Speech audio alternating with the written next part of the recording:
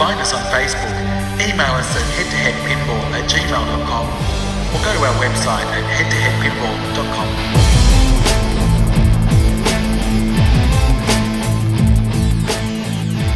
head2headpinball.com. Welcome everybody to the Head2Head Pinball Podcast. This is episode 31 and my name's Martin, and with me it's Ryan C. How you going? Ryan. I'm very well, and you?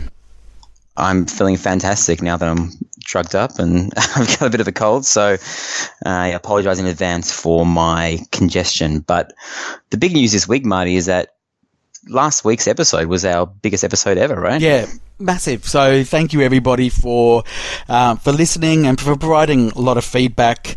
Certainly it was all really positive, and we certainly didn't have anybody say it was shit. I'm not sure why last week's episode was that much bigger than every other episode we've ever done in the first week, but we thank you for all of our new listeners. And what have we got coming up today, Marty? Go down the list. We've got a lot of things. So we've got we've got some code updates. One in particular just completely out of the blue, but kind of in hindsight we understand why. There's some news regarding pin sound, a little bit on Ghostbusters. Jersey Jack had their first official stream, and we've got a big interview this week with Charlie Emery from Spooky Pinball. Yes, and with the news of Ben Heck leaving, he kind of tells his side of the super controversial story that's been going on. it's a he said this, he said that kind of story, isn't it? No. It's not. Spoiler that it's not. A couple of hours after we finished posting up the last podcast, I got a Total Nuclear Annihilation delivered to my house. So we're going to be talking about that, and we'll do Slam the Top 100 and head to the mailbag as well. I think because the Charlie interview is longer than what we thought it was going to be, we'll leave pin slides till next week. Yeah, that sounds good. Okay. Start us off, Marty. So let's start off with code. Now, as I said, this for me came out of the blue when Stern announced that AC/DC has had a code update. The last one happened 3.5 years ago. Yeah, no one was expecting it, kind of like the Walking Dead update that came out. Well, especially because Lyman's not meant to be working on anything except Batman. So that's 2 other machines he's worked on since he started working on Batman. I guess that statement can just be thrown out. Well, is it? Or is it that, he basically, he's played the game, he knows what works and what doesn't. He has a laundry list of all the things that need to be changed and says, here's a new programmer that might have joined the team, because obviously we know they're putting new people on at Stern. Here's what I want to have changed. You go away and program it. I'll do a bit of testing, and then there we go. I don't think so. I don't think Tim Sexton did all of that in 1 week. Well, maybe he did. Maybe he's a genius. Maybe he's like the Rayman. Maybe he could be. So what were the changes that they added? There's a lot of stuff in there, a lot of little things. Possibly the biggest one for me is the things and stuff. It's kind of like a mystery award that gets awarded in order. So I'm not sure if you know, Marty, but there's like these little devil horn inserts on the AC/DC playfields. I never bothered to read the rules of AC/DC, and they always kind of did nothing, but I thought I just didn't know what they were doing, but they were building towards something. It relates to a multi-ball, I don't know. But now they do something. So if you collect them in order, I think it's the bell shot, right orbit, left orbit, and then the right orbit will be lit to collect, and basically just awards you things in order. Possibly the coolest one is Oi Mania, which I believe is currently broken. I haven't really been playing my AC/DC, and it's kind of like the Doe Frenzy on Simpsons, and we'll talk about JGP has the R Frenzy. I think there's a Fart Frenzy in Family Guy. What other frenzies do you know that just repeats the same word over and over again? Well, my favourite, yes, the best, yes, Sopranos. Fuck frenzy.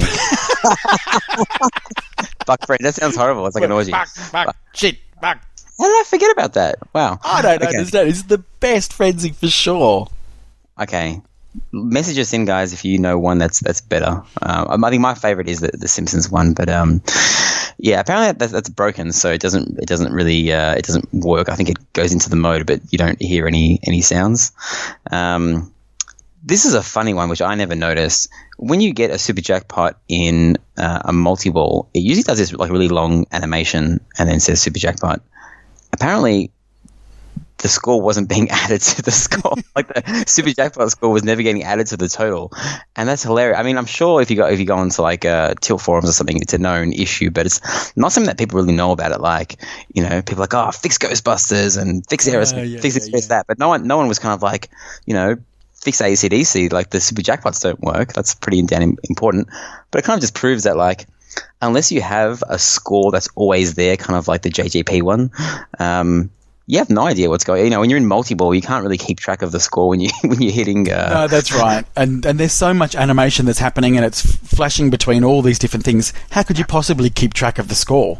Exactly. Well, I mean, someone figured it out and told Lyman, and he's fixed it.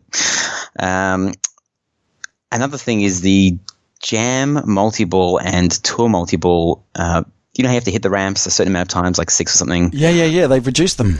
They've reduced that, but they've also reduced the amount you have to do it the second time. So before it was +2. So if you hit the ramps 6 times, the second time you have to hit them 8 times.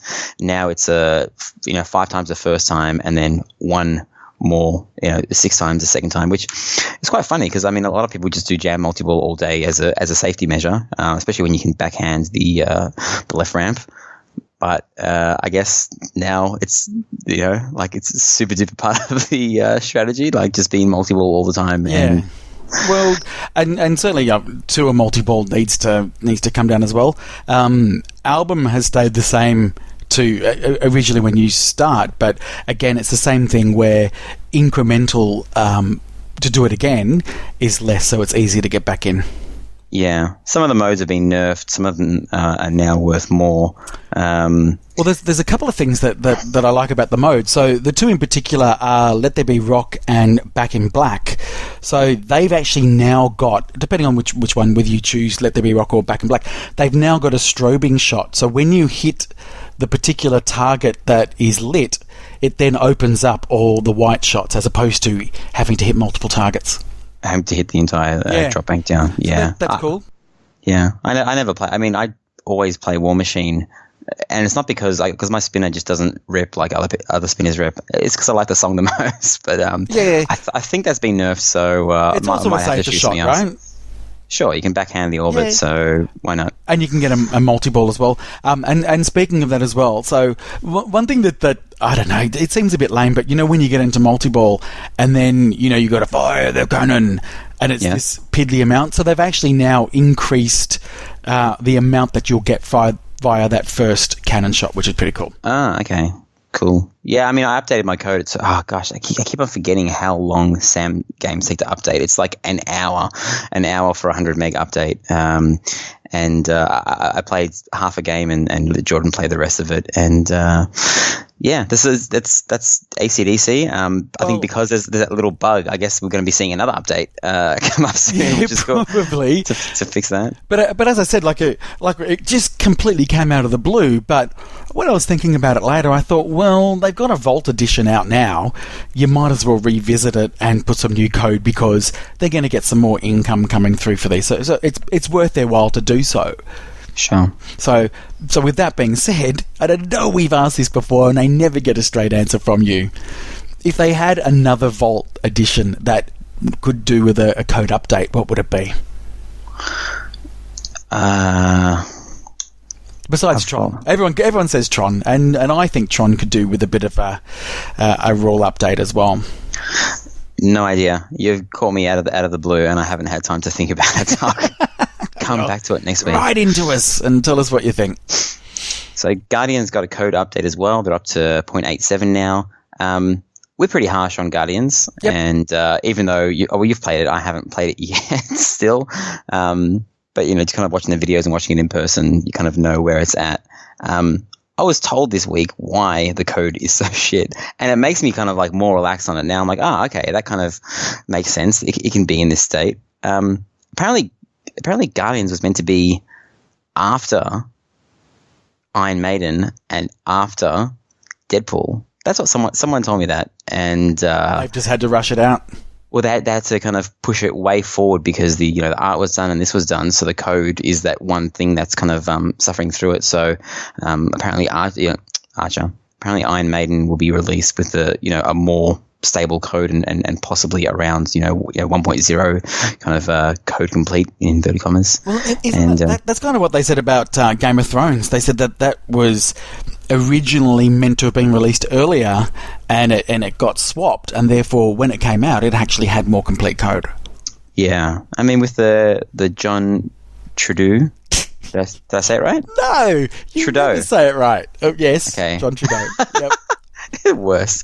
With the John Trudeau thing, you got to cut him a bit of slack, but yeah, I mean, it that almost excites me. Like knowing that, if that's true, excites me more because I'm like, okay, well, It'll get it. it'll get the love that it needs, and it looks great. It shoots pretty well. So all that's missing is kind of code and bubbly butter. Well, and actually, if you have a look at the release notes, there is on this particular update a crap load of stuff that's been updated, and admittedly, it's we changed this and we tweaked this and we added an adjustment.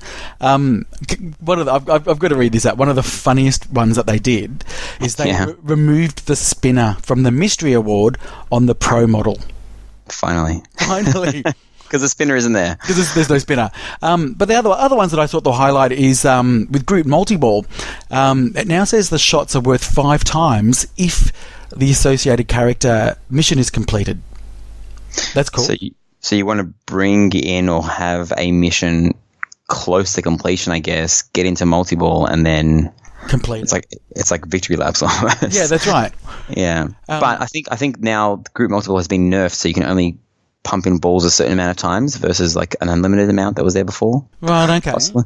Well, Yeah. And the other thing that they've added, it says that they've added 3 jackpot levels, followed by a super and double super jackpot. And the double super jackpot is scored. So what will happen is the mouth of Groot will go down and up, a lot like Ted from Roadshow. The mouth will go up and down, and you've got to get the ball into his mouth to get the double super jackpot. So the double super isn't roving; it's just stuck at Groot. Okay, that's interesting. Yep. And then they've added Save Xander Wizard mode, but who knows what that is? Xander's that Earth-style planet, I guess, in the first movie. Anyway, Yep. we don't know enough about Guardians to to keep on going because there's so many updates in there. Pin Sounds released their new board that also supports White Star pinball machines, which is kind of like Lord of the Rings and Simpsons Pinball Party. And I think I've said it before that I'm not one to kind of change up all the sounds, but man, playing Simpsons Pinball Party, there's a couple of sounds. If I was to change one sound in a pinball machine, and I'm not going to buy a couple $100 board just to change one or two sounds, but the hurry up sound in Simpsons Pinball Party is a killer for me. I hate it. I hate that it takes over the mode, right? The mode music just for the hurry up. And the mode completion sound, it's the same if you drain, if you run out of time, and if you complete it. It's the exact same sound, and it kind of sounds like wah, wah, wah, wah, wah, wah, like you didn't complete the mode, even though that, even if you complete it. So if I could change that one sound, I know you said what rules would need updated. Not rules, just change those two things, and Simpsons is a lot better because of it. Do you have any sounds that you would change, Marty, if you had a pin sound board in one of your machines or a machine that you wish to get? Well, you already mentioned it. I think out of all of the Stern machines that desperately needs better sound, that's Lord of the Rings. Okay. Did you watch Carl D'Angelo's pin sound board stream thing? No. Okay. He sat there and he installed it, and it sounds more premium and like you're watching a movie kind of thing, but I've said it before, I really do not like changing the sound. If it sounded shit when it came out, it needs to sound shit when you play it. Yeah. I know it's horribly distorted and things like that, but I don't know. It's just changing it up. I mean, would you change up your Star Trek? There's a yes Star Trek motion picture. Like they got all the sounds from the first two Star Trek movies, and trust me, you wouldn't like it because you're so used to the sounds that come out of it now. Yeah. I really like the call-outs on Star Trek. I wouldn't change any of the call-outs. Call-outs, just the background, just the music. Yeah, I'd probably change the music. It's probably the only thing I really don't dig on Star Trek is the background music. It's okay. It's I've kind got of there. I've got the file somewhere. I can give it to you. You can update your machine, but I almost guarantee you will change it back after a day. Okay. Well, might as well do it. Okay, it's going to wipe all your high scores. Oh, that doesn't bother me. Okay. We got news this week. We were bitching before that there's no dialed-ins in Australia except for there's one in Perth. Netherworld now has a dialed-in, so that's exciting. If you're in Queensland, go play dialed-in at Netherworld. Yeah, we love Netherworld. Great place, and I would say no surprise that they've got a dialed-in because they tend to get all the great new machines. Yes. And that's pretty much that on that news. We were meant to mention this next news bit a couple of weeks ago, but I forgot to add it into the show notes. Do you know when you're playing Ghostbusters, if you can, if you can hark back to the last time you did that, when you get the mystery awards, those weird kind of like Tobin's book guides, yes, pages flash up for a second, and there's like a little kind of some characters on there, DR or AB or something. Someone has pieced them all together, and he posted this on Pinsides. I can't remember his username, sorry. And if you stitch them all together, there's like 15 or 16 of them or something. It says, "This man has no dick." From the movie. From the movie, yes. I think that's hilarious. I love little Easter eggs like that. So we also had this week. Well, Jersey Jack had their stream. How'd that go? Have you watched it? I haven't watched it yet. I was working. Okay, yeah. Well, I was not working, but I just caught the replay of it. Like you could have done, Marty, since we are professional podcasters here. It was great. They had like a test stream and the stream, and my takes from it was the screen animations like totally next level. There's again nothing like it. They keep on raising the bar for animations. Like if you compare it to The Hobbit, it's like that, just one step further, and everything is really well integrated into the screen. Like for example, if you're playing Tortuga Multiball, which is kind of like just a fun little multiball that kind of has no meaning except just building up your score. There's like little bottles down the bottom, and you shoot jackpots, and the bottles get smashed on the screen. And then when all the bottles are gone, you go for super jackpots, and you just kind of repeat that over and over again. What else? The upper playfield's rocking around way more than before. I noticed something that I kind of didn't think about before. There was a mystery awards during multi-ball, and a lot of games, Lyman games, Dwight games, when a mystery is lit and you get into multi-ball, it kind of disables the mystery, doesn't it? Yeah. Yeah, in Wizard of Oz, I don't think Hobbit has a mystery. It's kind of like hitting the captive ball, but yeah, you can get mystery during multi-ball, which I think is cool. Like Keith's games are kind of like the ultimate stack games. You can do everything at any time. At one point, he was cradling one ball on his left, cradling one ball on his right, and he wanted to choose. Basically, have like the pirate lanes down the your in lanes and out lanes. Yeah. And he was choosing an award, and because he had both of his hands taken up, he was using his chin. And because he was using his chin and leaning forwards, he accidentally let go of one of his balls, and that was a very funny stream moment. There's a cow in the game. Right, of course. Yes, there's always cows.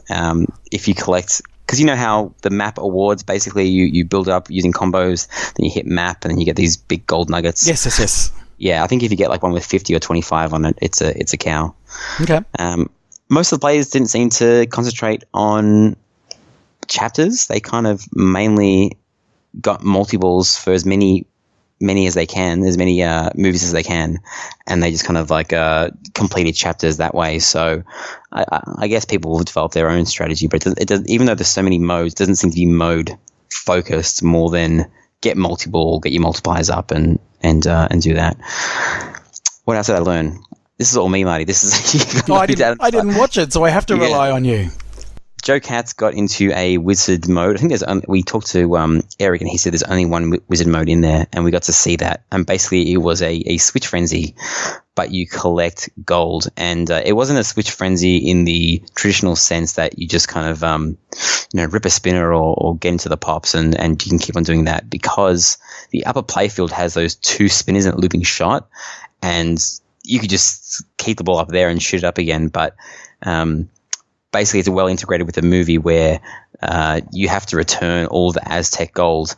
Do you remember you've watched the first movie? You remember how I've watched the first and most of the second movie. Okay, so remember how they really wanted that gold doubloon thing because he spent it all and he got cursed. Yes, they needed all of them. Yes, so if you collect the gold in a certain area, it'll pop on the screen saying gold from this area exhausted, so you can't keep on shooting the same thing. You can't keep on shooting the spinner or the pops. You have to work your way around the playfield until it kind of replenishes. So that's like a cool wizard mode that's never been done before. And there was only going to be 2 Pirates of the Caribbeans at Texas, so I'm guessing there'll be a pretty big line to play those. Well, looks great. Hopefully we'll get some updated code in our little test machine that we've got in Australia and we get to play it. For sure. I think they said they're going to continue to stream every week or every 2 weeks, and the next update will finally have those map awards, and I'm dying to see how that kind of makes the game more fun, because it's one of the selling points of Total Nuclear Annihilation where you've got the interactivity with your friend. You can steal their locks or they can steal your locks. I guess this is the same thing, except there's a lot more options to steal and plunder and reap awards. Awesome. Well, look, sounds like it's coming along really, really well. For sure. I mean, I think it's going to be. I think people will forever say this game looks too confusing to me. But if you just watch the video, then it's not that hard. I mean, multipliers and stuff are always going to be difficult to people. Greg and Zach from Straight Down the Middle Pinball, they did that awesome kind of 2-hour, what do they call it? Deluxe review. Yes, deluxe. I love that word. They let us know that they're doing a deluxe review on Pirates of the Caribbean. So I think they do a really good job at dumbing it down for the and explaining things in layman terms. How do you use the action button? How do you light the pirate lanes? How do you do multipliers? So look out for that. That should be ready in the next couple of weeks. Cool. So, shall we talk about some big news that shocked the pinball community this week? And that was Ben Heck. Ben Heckendorn, he of Spooky and the Ben Heck Show, announced that he was leaving Spooky. Yep.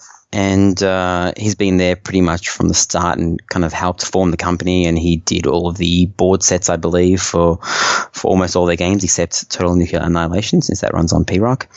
And he did a little interview with, not a little interview, it was a pretty big interview with Jeff from This Week in Pinball. And he kind of gives his reasons why. And, you can go check out that article. We're not going to go through it because we've got, I guess, the other side of the story. Because we decided to talk to Charlie Emery of Spooky Pinball, and we didn't. Just to be clear, we didn't contact him after the Ben Heck news came out. We kind of had this planned for a week and a half before the news broke. So he was always going to come on the show regardless.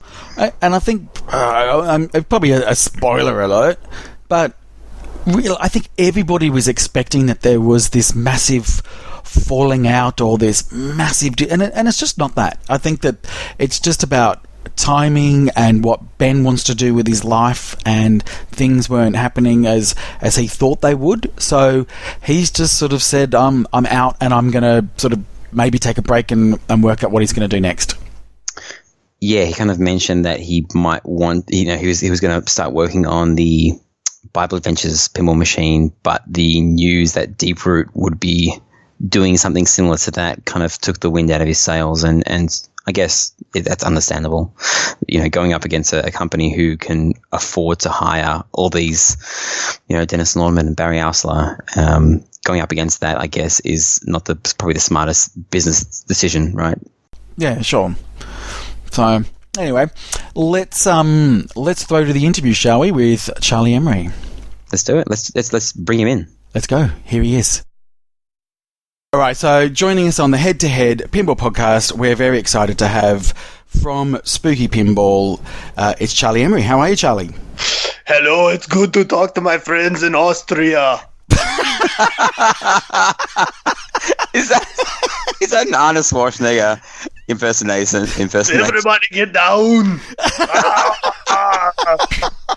Oh, sorry. No, that's the other Austria. I'm sorry. That's the other A country. Yes, thanks for having me on, guys. It's cool to be on the Head to Head Pinball podcast. Well, you're officially now in Australia. We're on the other side of the world. And I know, like, a lot of people know the spooky story, and you're very well known in the pinball community. I guess the question that I've always wanted to know is, you know, you were, you know, doing a podcast for many, many years, a very successful podcast. How do you go from that to becoming a very well-known pinball manufacturer? Like, what went through your mind, and you know, cut to today, what are the challenges? Well, first off, I want to say that I cannot top the Scott Denisi kangaroo nutsack story. Just get that out of the way. We'll see. So if you're tuning in to hear more kangaroo nutsack stories from Charlie, I can't do that. So I don't even have one. Maybe he'll get me one for Christmas. Going from a podcast to a pinball company, I don't recommend it, especially now, because at the time we started pinball podcasting 8 years ago, we were the only ones. Now there'd be like 50 pinball companies if everybody does it. Which I think there is anyway. There's probably 30 now anyway, right? Yeah, that's I think it's a lot. So, it's a hell of a leap, dudes. How you get from one to the other is kind of accidental. The first thing Ben Heck ever said to me is, "We should work together," and that's legitimately what kind of got Spooky rolling. And that literally was like 5 seconds after I met the man. And I'm sure he regrets it now. I'm still grateful, although we have our days. And no, I mean, I've been a hardcore pinball nut since I was a kid. I've talked about that many a time. As you know, you go through life and you have kids, and you start to get to that point where you can afford a game or two here and there. I was buying cheap games, fixing them up, had no idea what the hell I was doing, and that's, you know, you're talking almost 20 years ago. And it just slowly kind of progresses into making a custom game, which I know, you know, tons of people have, but I was lucky enough to be in an industry where I had access to crazy expensive printing equipment that allowed me to do some stuff that kind of got noticed by industry people. And basically it was George Gomez, Joel Balser, Greg Ferreris all kind of started talking to me at the same time, and wound up dragging my former employer into the pinball industry. And from there, it's not a huge jump, you know, when you're working with a guy like Ben Heck and we're kind of making stuff behind the scenes to go, oh, hey, maybe we could actually make a game. And I'm just lucky enough that my wonderful wife let me quit my job and take that chance. Yeah, it obviously was a big leap. And for those that of people that haven't seen it, watch Go Bump in the Night, the Spooky Pinball story.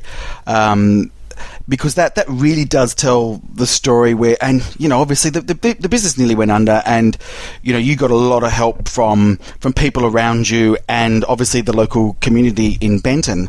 Since then, because I think that was, you know, getting America's Most Haunted out and Rob Zombie. Has it been an easier ride since then? No, it's never, ever, ever, ever easy. It gets harder, I think, every year. And, you know, America's Most Haunted was a pretty good game. Ben did a phenomenal job on the rules, and I think that helped sell the game. Mechanically, was it the best built thing on the planet? Absolutely not. But, you know, and there were some other false starts with other startups back then, which kind of, it affected us. It genuinely did. But we were lucky enough that, I mean, Ben and I just don't quit working ever. And we were able to get enough games out there that people began to see it, began to play it, gave it a chance, and it slowly begins to grow. But yeah, I mean, and people kind of forget, at the time that we did America's Most Haunted, I was also working on Pinball Zombies from Beyond the Grave, which later became Rob Zombie. it didn't take very long into the AMH process for Ben and I both to decide that a license was the way to go. So we kind of scrapped Pinball Zombies. I still have the original one that we made. We have one game that ever got printed with the playfield and the plastics and all that, still sitting in the back room. And it became Rob Zombie. That definitely did help promote sales. Obviously that game had very mixed reviews as far as people were concerned. The layout was, either you love it or you hate it. I get that. That was a bit of a risk on my part. Was and it true I accept that Rob Zombie sold out like within you revealing that first promo video? Did the machine sell out straight after that video with all the emails in saying that orders are now open? It was we intentionally slowed it. It could have sold out in a couple of days. We actually slowed it to about 2 weeks because we had never been in a situation like that. I mean, my wife was going crazy trying to keep up and keep it all straight. But yeah, I mean, it honestly was. It sold so fast. And legitimately, before we were even getting those first games out the door, people were already flipping LEs for $8,000-$9,000. I had seen up to $10,500, which to me is insane. And I think that did help push the sales a bit because people started seeing that immediately and without even playing it.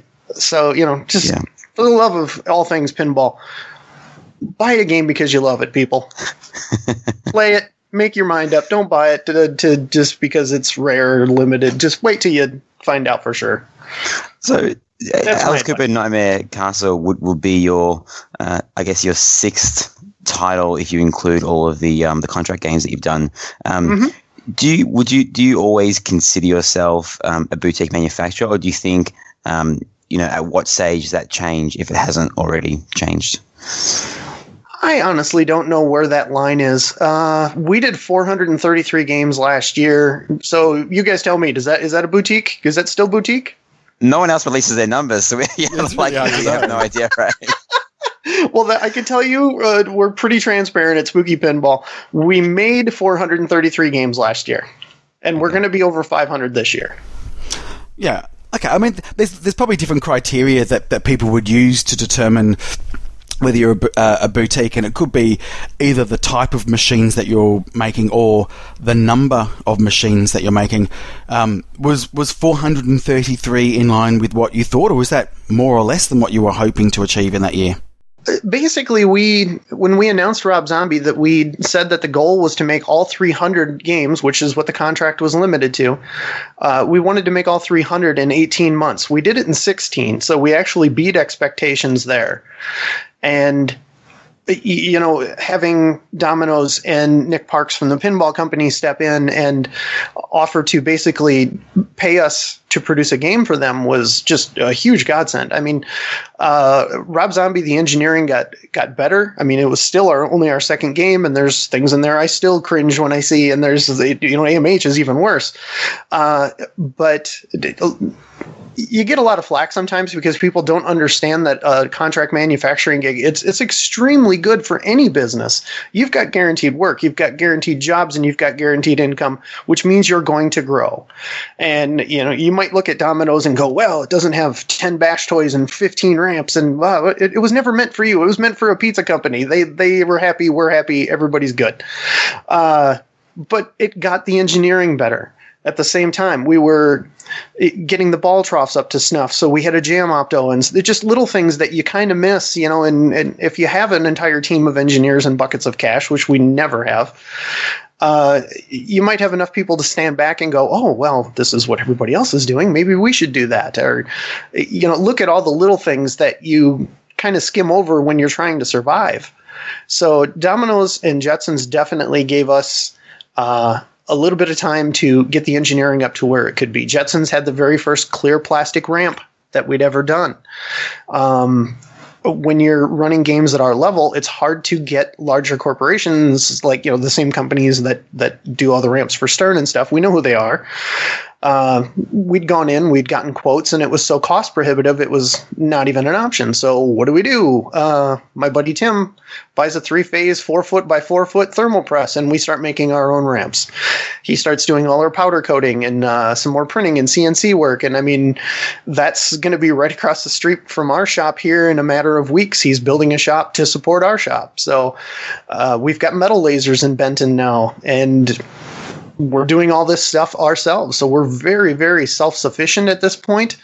And you see all that engineering kind of roll into what total nuclear annihilation has become. You know, Scott was instrumental in helping us get our scoops better and our ball troughs and all that kind of stuff that we were struggling with. And our ball aprons are all solid metal now and really, really sturdy and good. And I think you're going to see all of that kind of accumulate and land in a game called Alice Cooper's Nightmare Castle, and I can't wait to get to TPF and let everybody kind of judge for themselves. So just before we do get on to Alice Cooper, then just a question about Jetsons and Dominoes and Total Nuclear Annihilation. So Spooky Pinball, your brand was all about horror themes, right? So your love of anything horror has been well documented. So obviously taking on these other brands, if you will, sort of takes away from the whole Spooky brand. Do you think that in the overall scheme of things was more beneficial to you to do that? And have you been able to say, well, we do this on the side, but ultimately we're still about horror machines? Yeah, and I don't think like Domino's or Jetsons pulls away from the Spooky brand. It helps us build the brand to be more stable and more confident. But yeah, I mean, if you're talking an in-house game design that we're doing ourselves, that's where my heart is. That's what I'm looking to do. If Ben Heck comes up with a game or Scott Denisi comes up with a game that isn't necessarily a spooky thing, or a spooky theme, I'm fine with that. I have no problem with that. But anything that I'm going to design or that, we're going to have our air quote house brand on typically is going to be something fairly spooky. And that's just where I like to be. I hold that banner very high. I love metal. I love horror movies. I love all that kind of weird stuff. And I've been that way since I was a kid, and I don't see that ever changing. Well, so obviously TNA sold really well. Are you happy with the numbers of the units that have shipped for Domino's and Jetsons? Absolutely. Absolutely. I mean, we did 136 Domino's games. I mean, this is a game made for a pizza chain.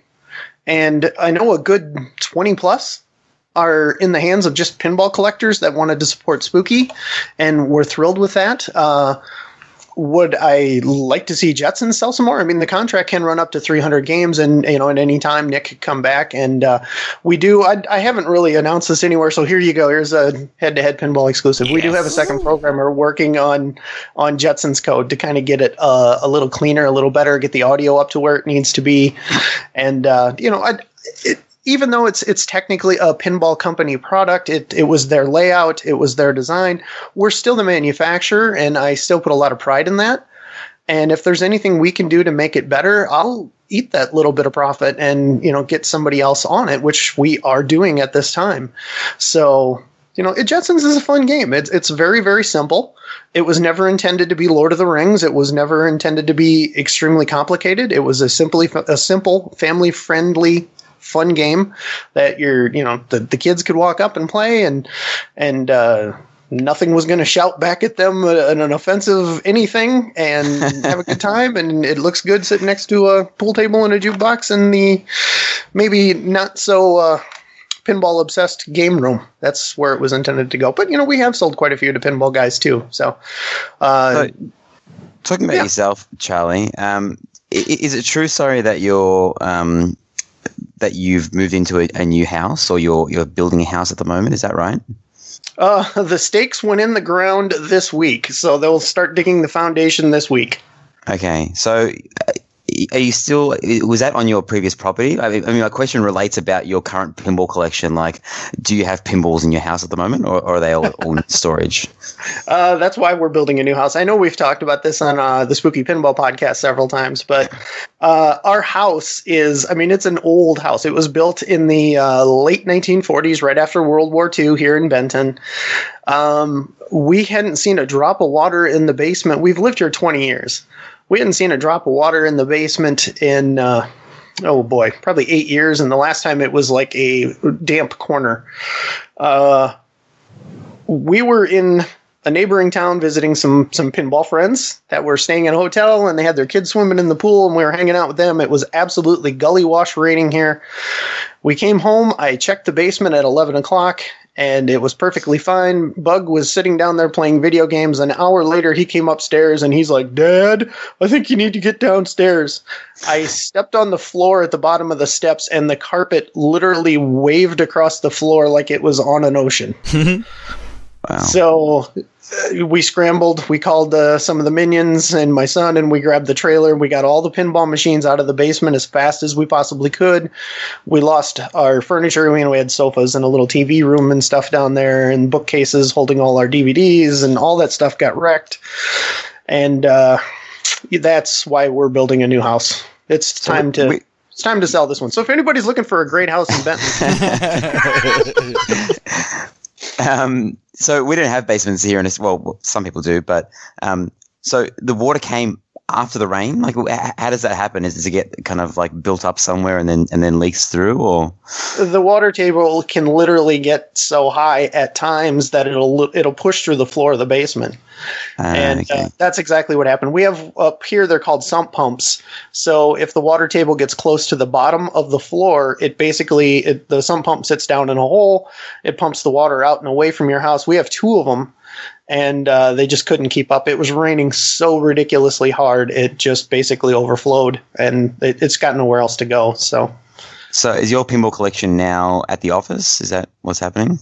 There's a few games here at the house, but everything's kind of getting packed up for the move, and the bulk of my games are sitting in the Spooky Pinball warehouse. So it's sad. I haven't seen them since last fall. I miss it. And what is your go-to game at the moment? With wherever you're able to play, are you still jamming on TNA, or have you got any new games lately that you've been playing? Well, and obviously we keep several games. I mean, I've got everything in our shop, from Swords of Fury to Space Shuttle and Black Knight, my very first game that I ever really fell in love with. We keep a Rob Zombie, and everything we've ever done is in the shop. But even a Star Trek LE and Medieval Madness, so I still do have access to some games. We threw a few of them from the basement in the shop so that the minions can play after work, which they do. They love to, especially on Thursdays. They keep beer in the fridge, and they'll have a couple beers and play the hell out of Star Trek and Total Annihilation. But yeah, my go-to game right now, not to sound like a Gary Stern answer, is Total Nuclear Annihilation. It just kicks my ass, and I love it. So. We've got a question from one of our listeners. Let's see who it's from. Scott Denisi. He wants to know, before you started playing Total Nuclear Annihilation, you didn't like electronic music. Do you now like electronic music or not? I love it when Scott Denisi writes it. Okay. So just TNA music. That yes. Is a Gary Stern answer. Whatever's on the line. The music in that game is absolutely awesome. It fits the theme so well. And it's fun because I'm not a fantastic player. I've been to Reactor 5 a few times, but it's weird. Like when you have friends come over and they just start trashing it, and they're getting a 7, 8, 9, and you start hearing songs that you haven't heard before, and it's pretty cool. I mean, I give Scott all the credit in the world. He has changed my opinion a little bit, Okay, to know. He's got Bug hooked on it. He gave Bug a cassette, and Bug has my old dual cassette deck in his room, and yeah, you hear the TNA soundtrack, and they're just blasting, and it's kind of funny. I like it. So what's your favourite era of pinball machine? And I say that because, we often talk about TNA and we say, it's got all the great things about, the old school 80s solid states, but it's modernised. So it's kind of a mix of all of that, which has turned out to be great. What would you say is your favourite era of machine? Oh man, I love pinball in general. I love playing Black Knight. Like I said, is the game that got me hooked as a kid, and I still love to play it. Of course, I love all those spooky, weird games. I have a Monster Bash. I love Monster Bash. I love Creature. I love both Elvira games are fantastic. My fail-safe is always Addams Family. I always fall back on that one. It's not my favorite game, but it's one I would never give up in a million years because I might ignore it for a month or two and then just play the daylights out of it for 2 weeks straight. I love the new stuff too. I mean, the newest game I own is a Star Trek LE. I had a customer actually trade the last Rob Zombie I had in the box for a Star Trek LE. To me, that's the best shooting game Steve Ritchie has ever done, who Steve is still a hero. I love that game. Well, we both got Star Trek LEs, and it will never leave my collection. Same here, man. I love that game. It just shoots so nice. And that's why he's the king of flow, and I'm just Charlie. The guy's So TNA just came along, right? So you saw it. Scott and you had conversations, said, yeah, let's do it. If it didn't come along, what would you have been doing the last couple of months? Well, the intent was we were going to stand on the gas with Alice Cooper, and Ben and I were kind of butting heads a little bit about if it was going to get to Expo last year or not. I mean, the intent was it was going to come out last fall. And being quite honest, we struggled a tiny bit with the HD system. It's sorted itself out. That's fine. But as Scott and I began to talk more, I mean, it was apparently obvious that TNA was going to get to production quicker than we imagined it could. And a lot of that, the credit goes to Scott Denisi. And I mean, Ben and I had the conversation, and he's like, yeah, if you can do that, you really should. And we had no idea if it was going to sell 50 or 100. And, we've got this pool at work where everybody wrote their number on a sheet, and I think half of us are already out because it's gone way beyond what we anticipated, which is a great problem to have. But yeah, I mean, it's well past Rob Zombie now, and it's just insane to me that a game, and again, like you guys say, you're talking about different eras of game. I have a Fathom, I have a Centaur. I love those games. Absolutely love them. But to me, TNA smokes the both of them because it's got that similar style layout, but it's so much faster and it's so much more brutal, and it's so much more fun to sit there and try to get to that next reactor and just to maximize your multi-ball and cash in on the jackpots. So you're playing it right, so to speak. And the strategy is just amazing. To me, it's like the best 80s game that never existed, but with all the modern bells and whistles. Agreed. Absolutely agreed. Okay, you mentioned Alice Cooper would have kind of been, pushed forward if TNA wasn't out. So does that mean that it would have been kind of shown or released in a bit more of an unfinished state code-wise, or do you think you still would have held it back, or, how does that work? Because as I said, it's a whole other pinball machine that you're making instead of Alice Cooper. So is Alice Cooper now going to be revealed and then like it's ready, like here it is in the box ready to go at TPF, or does it still have a little bit of a way to go? There's still a little bit more and it's always a trap with pinball machines. You could work on a game forever and never call it done. I mean, Scott is still, I thought the code in TNA was done 2 revisions ago, and he's constantly adding more features and doing cool stuff in the new Add-A-Ball and all that. Had we had to get Alice to Expo last year, or, at that time frame anyway, it would have been fairly code light, but the game would have been mostly complete. But again, having TNA come in was a bit of a godsend. It gave us time to, and we all understand as much as everybody else. Like, there's a lot riding on Alice Cooper. I've got a lot to prove in this game. Spooky as a company, I think, does. And I think TNA definitely is a wonderful step, and it shows what we can do when all the stars align and we kind of get everything where it needs to be, and I think we're there. But it really, really gave us time to polish Alice Cooper, and Ben took the time, and a bit begrudgingly, just being honest, to really, really help me with the rules and stuff on it. And I know he just did a This Week in Pinball interview where he kind of lays out a bit more what we have done with the room navigation and stuff than we have revealed in the past.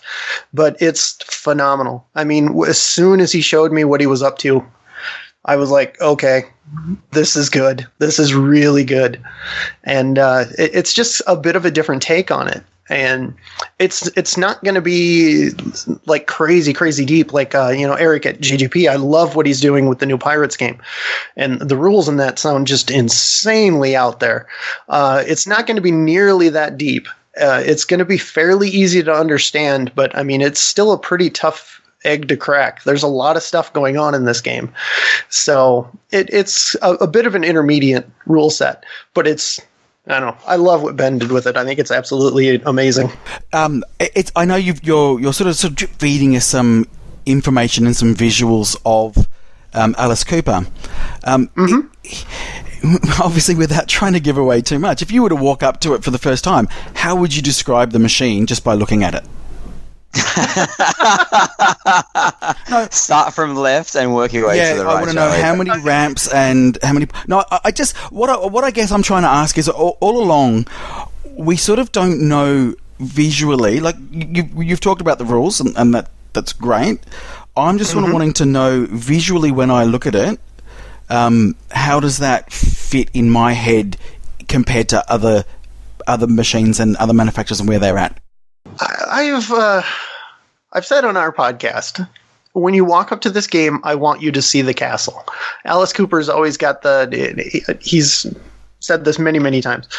On Welcome to My Nightmare, when they did that whole tour, he was like, don't insinuate or, suggest that there's a nightmare. Give him the nightmare. Show him the nightmare. This is Alice Cooper's Nightmare Castle. We are going to show you the castle. It's in the game. And beyond that, I don't want to say too much. Wait for TPF. But would you describe it? We really went overboard on this thing. Would you describe it, like when you're playing it theme-wise, that it's a kind of like a tongue-in-cheek horror theme, kind of like AMH was, or is it more of an actual spooky game? It's a bit more of a spooky game. There is a tiny bit of that tongue-in-cheek humor when we were writing the script. My direction was to keep it a bit like Tales from the Crypt, where you could have that kind of macabre humor, but nothing more than that. Like there's not a lot of jokes in this game.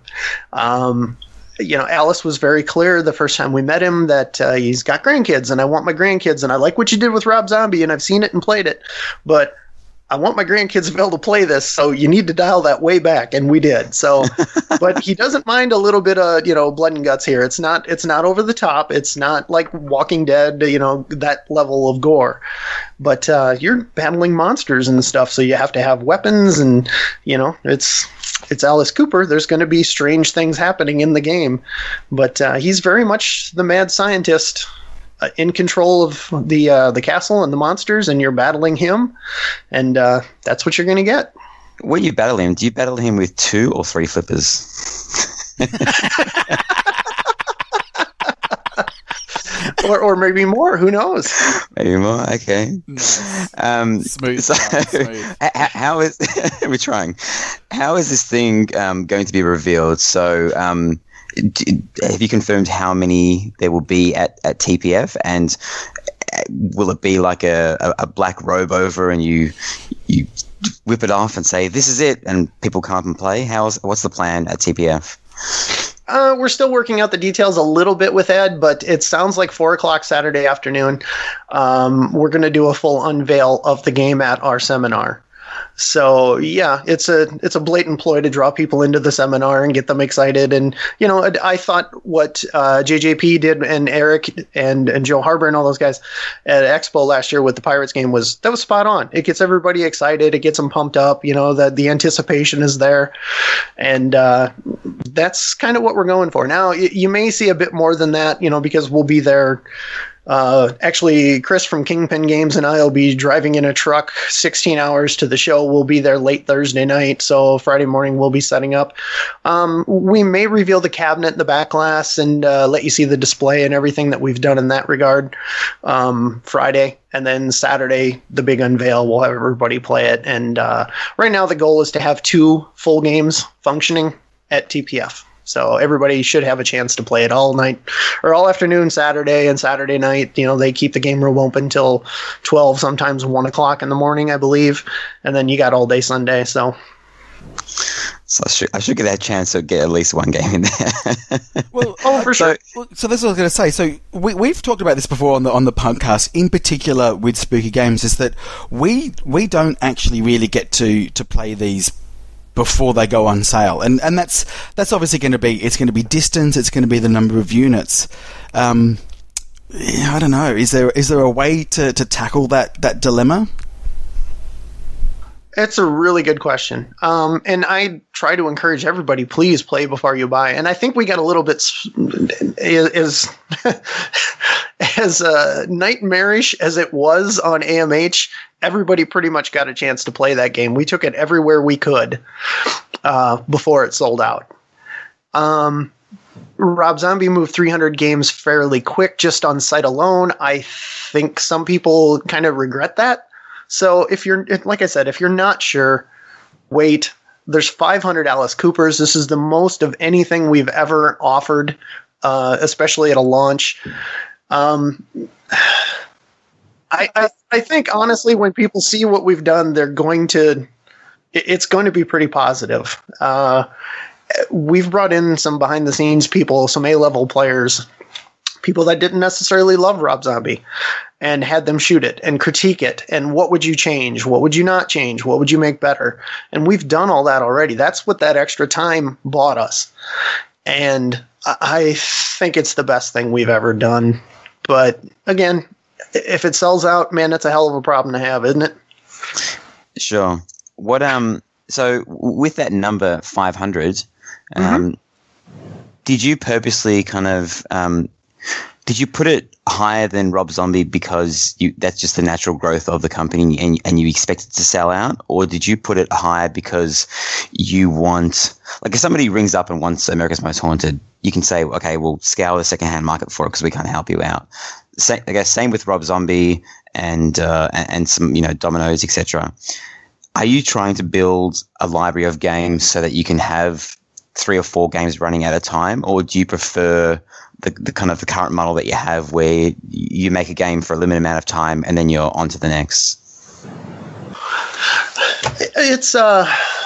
It can work both ways. Now, 3 or 4 games at a time, no, we don't ever want to do that. 2 games at a time is a bit of a handful. We've done it a couple of times now. Honestly, jumping to 500 units is, at the time and you're talking, that contract was written a year and a half ago. So we had made 300 games. We didn't know how to do that. We haven't made 500 games before of a particular model. We're in a better position now, obviously, that we can handle it. And we know we can get that done in a fairly quick time frame. Again, I would like to say 18 months, we're done for all 500 units, which is faster than we built Rob Zombie. But again, you don't want to make people wait too long. When they put down that initial payment on their game, they're immediately anticipating the arrival. And, thank goodness a lot of people jump in early.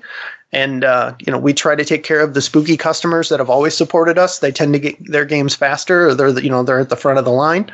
So they get first refusal, so to speak. But we've never sold 500 of anything. So people can speculate. Yeah, it is. It genuinely is. And I think Alice will probably be the first. TNA may get to 500 eventually. It's slowly chugging that direction. I mean, TNA was very, very fast through the first 100. The second 100 slowed a little bit, and then it went from 2 to 300 like wildfire. As soon as we started getting a fair amount of games out there, it just kept increasing. So...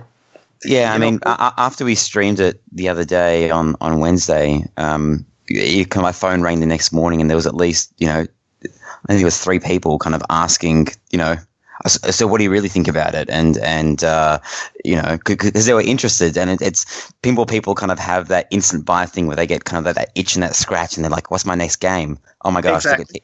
Look at TNA. I had a friend who's played it now.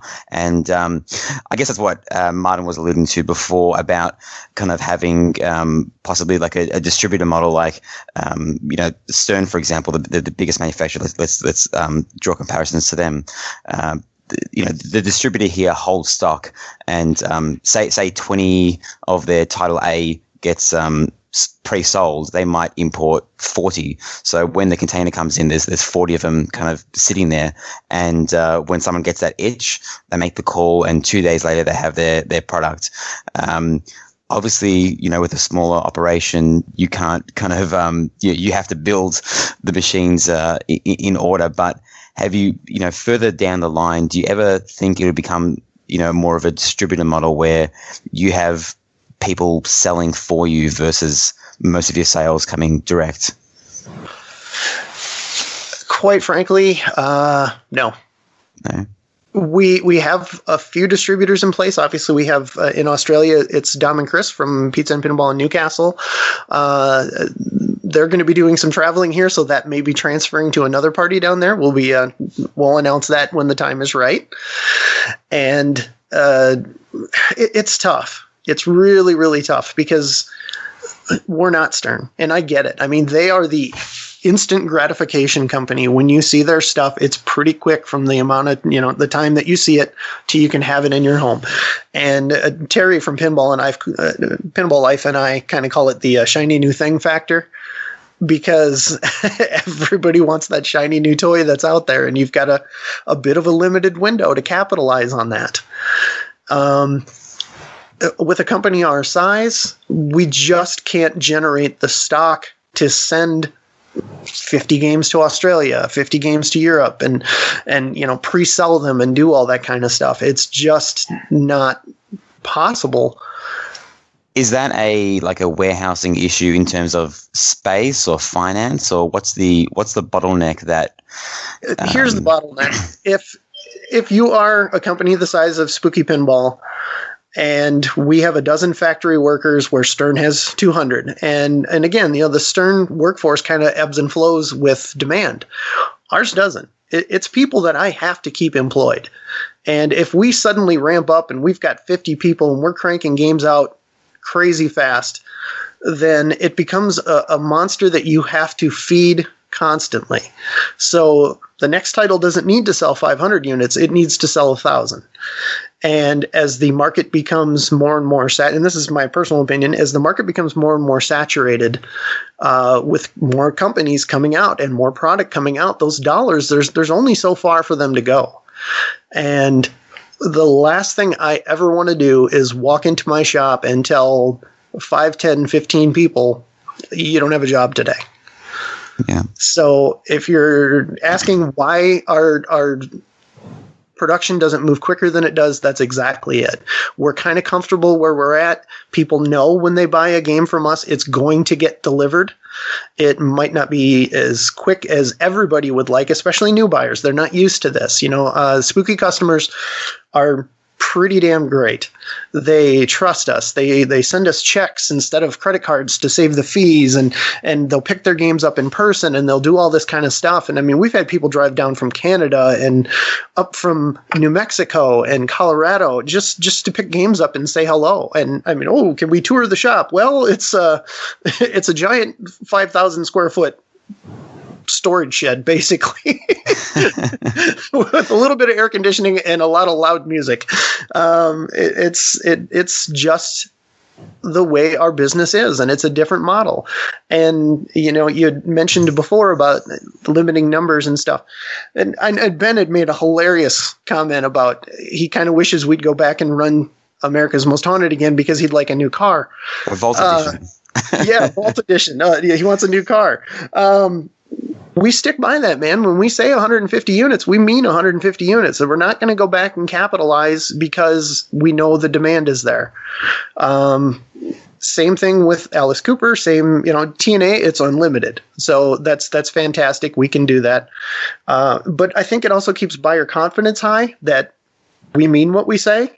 You know that there's not going to be a Vault Edition or, you know, whatever you want to call it, or another run because customers demanded it. We got to do another 100. That's not going to happen. And when you buy a game, it should hold its value fairly well because of that. And at least I hope that's, you know, that's my intent. I'm not trying to short people, and I understand people get frustrated if they want a game and it's not available.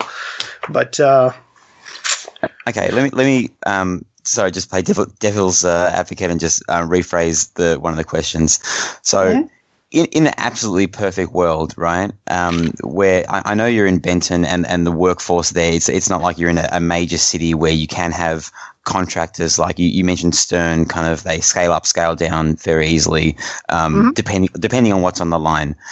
In a perfect world, would you prefer that over your situation now where you could fulfill the entire, 300 backlog of TNA orders within, a month, for example? I know that's an exaggeration of the time frame, but would you prefer that and then kind of like the contractors go and do other work to get games out quicker, or are you happy with the way it is now that it takes as long as it takes and it just keeps everyone moving and you're dealing with I guess the same people every day? Like what are the advantages of the way that you're running it now?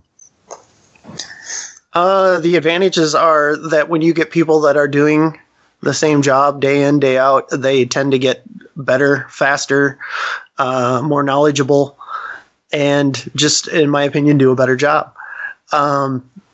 If you're constantly turning over people, you're constantly retraining, and there's always going to be mistakes. And again, you got to remember that Stern and this isn't a secret, and it's not a knock against Stern by any stretch of the imagination. They are the big fish in this pond, and we respect everything that they've accomplished. They're done a bit more like an assembly line process where one person is driving in 6 screws, the next person's pulling the wires, and at Spooky Pinball, it's not that way at all. If you're on playfields, you're building a playfield. If you're on cabinets, you're building an entire cabinet. You're not putting one part of the puzzle together and sending it to the next guy. It's a bit compartmentalized, but not nearly to the extent that a bigger manufacturer like Stern or JJP can be. But again, buyer confidence. If TNA is sitting at Stern right now, there's no doubt in my mind it's 1,000 units in. Flat out, it is. But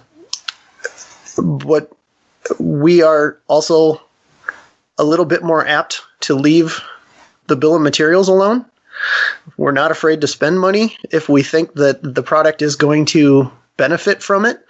Every single thing Scott wanted in TNA is still in TNA, and we're really, really proud of that. So yeah, it may take you a bit longer to get your game, but at the end of the day, I feel that we're going to give you a better game for your buck. Do you also think that there's also probably an impact on the local community as well? So again, if everybody please go and watch the Vimeo movie Things That Go Bump in the Night, because it talks about how really the Benton community really supported your company, and it certainly came across to me that they were an instrumental part of your survival. So if you are contracting people up and down, that's not necessarily giving back to the community, showing the support that they gave you. Oh, absolutely. And the vast majority of our employees are from Benton, and we're a town of 900 people. And we honestly, it's awesome being in a town this size. And again, my buddy Tim is opening a shop right across the street, and he's just basically making parts for pinball, doing work for us. And Now he's going to be creating a few jobs, and they gave him the same exact deal they gave us. Here's a couple acres of land. Your fee, sir, is $1. Wow. Anything we can do to help you move. He's in our old spot in the Benton Business Incubator. If you've seen the film, you know we were in there before we moved into our shop. He's in the same spot we were. So his business has grown to the point where he's out of the incubator now, and he's building a shop that's just literally across the road. And you know, it's an amazing support system. I absolutely can't imagine that in a big city anywhere else. Yeah, you're going to have more employees, but you're not going to get more love and help and people behind you. I mean, if there's a problem, we've got 50 people in town right now that are standing at the door ready to help. It's incredible. It's small town Wisconsin. I don't know what else to say about that. It really, really is. And and I understand our business model could be bigger and faster and more efficient, but I don't necessarily think that makes for an end better product. And, you know, it's not perfect, but it's the best that we can do right now. And I don't want to see this get to a point where it's another Stern or another JJP. I don't think the industry can support another one of those companies that size. That's my personal opinion. I've said that in the past. We fit well in our little spot in the market. You know, we take good care of everybody that we work with from outside the company, like Scott and Ben, and you know, everybody gets taken care of very well. And, I think that answers one of the first questions we asked. So you are staying a boutique company forever. That's your plan. That was one of the first questions. I enjoy it.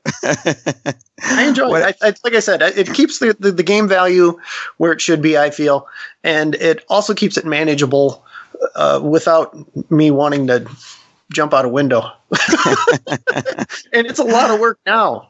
Yeah. So, Charlie, and just for all the listeners out there, we planned this kind of interview before this news broke out. So, you know, we saw the information this week that Ben Heck has decided to kind of, I guess, part ways with the company. But he was always a contractor, so I guess he was never a full-time employee or anything. But he was an official part-time employee the last. A good portion of the last year, anyway. I don't think a lot of people knew that. We never really made an announcement or anything, but we did have Ben on the payroll for quite a while, and we're proud of that. Yeah. So I guess the news this week, that he's left and he's no longer with you guys. So there's been a thread on Pinside, and you've already kind of chimed in, and I guess people were looking for a bit more drama, like some people feed on, but there doesn't seem to be much there. You know, sorry everybody. Sorry. Very disappointing. Ben's jumped on This Week in Pinball and given a kind of interview, as you alluded to before. Would you like to tell your story behind it, like just I guess your summary of what happened and where we are now? First of all, I'd like to apologize to the people of Illinois for Ben's comment. No, I'm just kidding. That was a bit harsh, wasn't it? Terrible place. If that isn't the most Ben Heck quote I've ever seen ever, I laughed so hard. I know. It was kind of he's gone, it's a terrible place. Oh, hang on. Sorry. Let me rephrase that. It's really fucking terrible.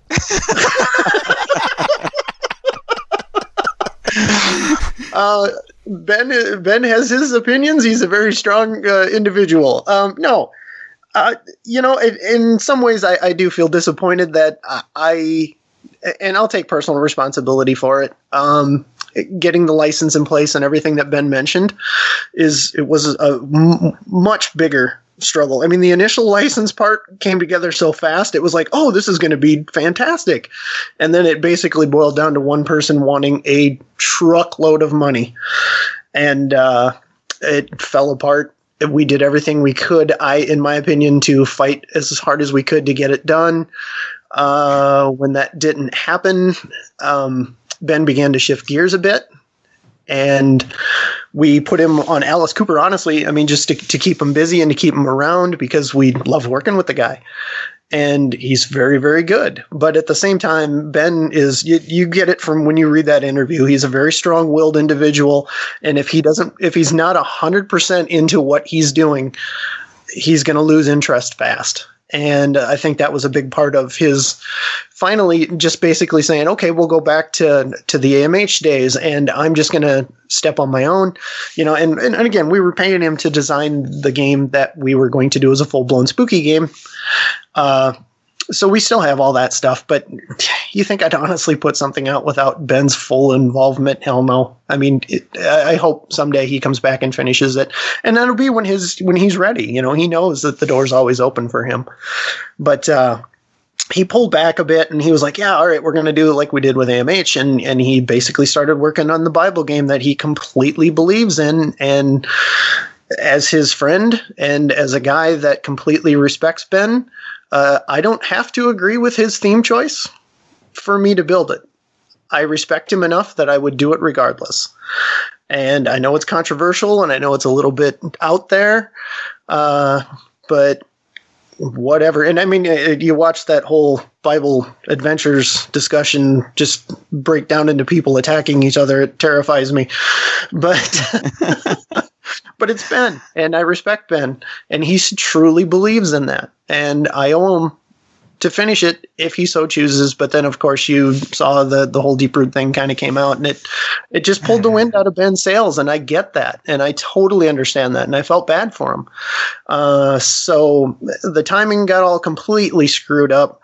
He's going to run off with our animator, David Van Ness, a wonderful Aussie animator. He is another full-time spooky guy. They've got a film project coming up here, and Ben's looking forward to that. And, he's just going to go focus on that for a while. And, privately behind the scenes, when Ben was going through AMH, I thought it about killed him. And I mean, he was ready to quit several times then, and we would leave him alone for a while, and he'd come back after he kind of, got over it. And he'd start thinking of other ideas. Like he made his little mini pin and stuff for the Ben Heck show. And then he starts getting that itch again. And I'm hoping that's what happens down the road. I mean, we love Ben. You're never going to hear me say a bad word about him other than he emptied my beer fridge. So just one step back there when you said, when you're working with Ben to get that license. So, and you said the first part was hard, but then someone wanted a lot of money. So does that mean that I'm not sure how licenses work. Does that mean that you don't have a license at all? Like no one has the license because of that fee that wasn't agreed on, or you do have the license, but you couldn't get someone to say do call outs or something later on down the track? Right. I don't want to screw this up because I mean, there's always hope that could come back around. It was something that was very much in the spooky vein. I was very, very excited about it. Ben was thrilled about it.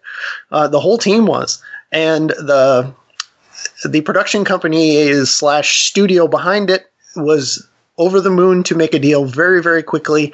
And it basically boiled down to one person that we all, how do I put this nicely? We all felt was incredibly crucial to the game, and we didn't want to do it half-assed. Let's put it that way.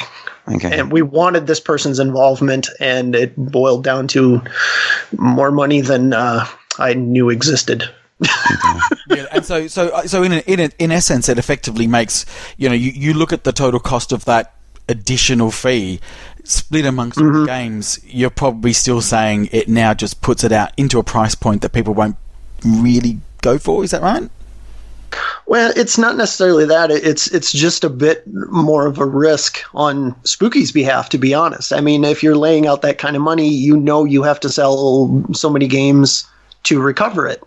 And the theme, in my opinion, was a bit more extreme. I mean, I love it. Don't get me wrong, but it's a bit more extreme, like a Rob Zombie. I mean, it's going to be pretty out there, and when it's not universal appeal, so to speak, you have to kind of worry how many will it sell to get that cost back. And and I don't want to sell a game at $10,000. I just don't. That's one way to guarantee you get that money back.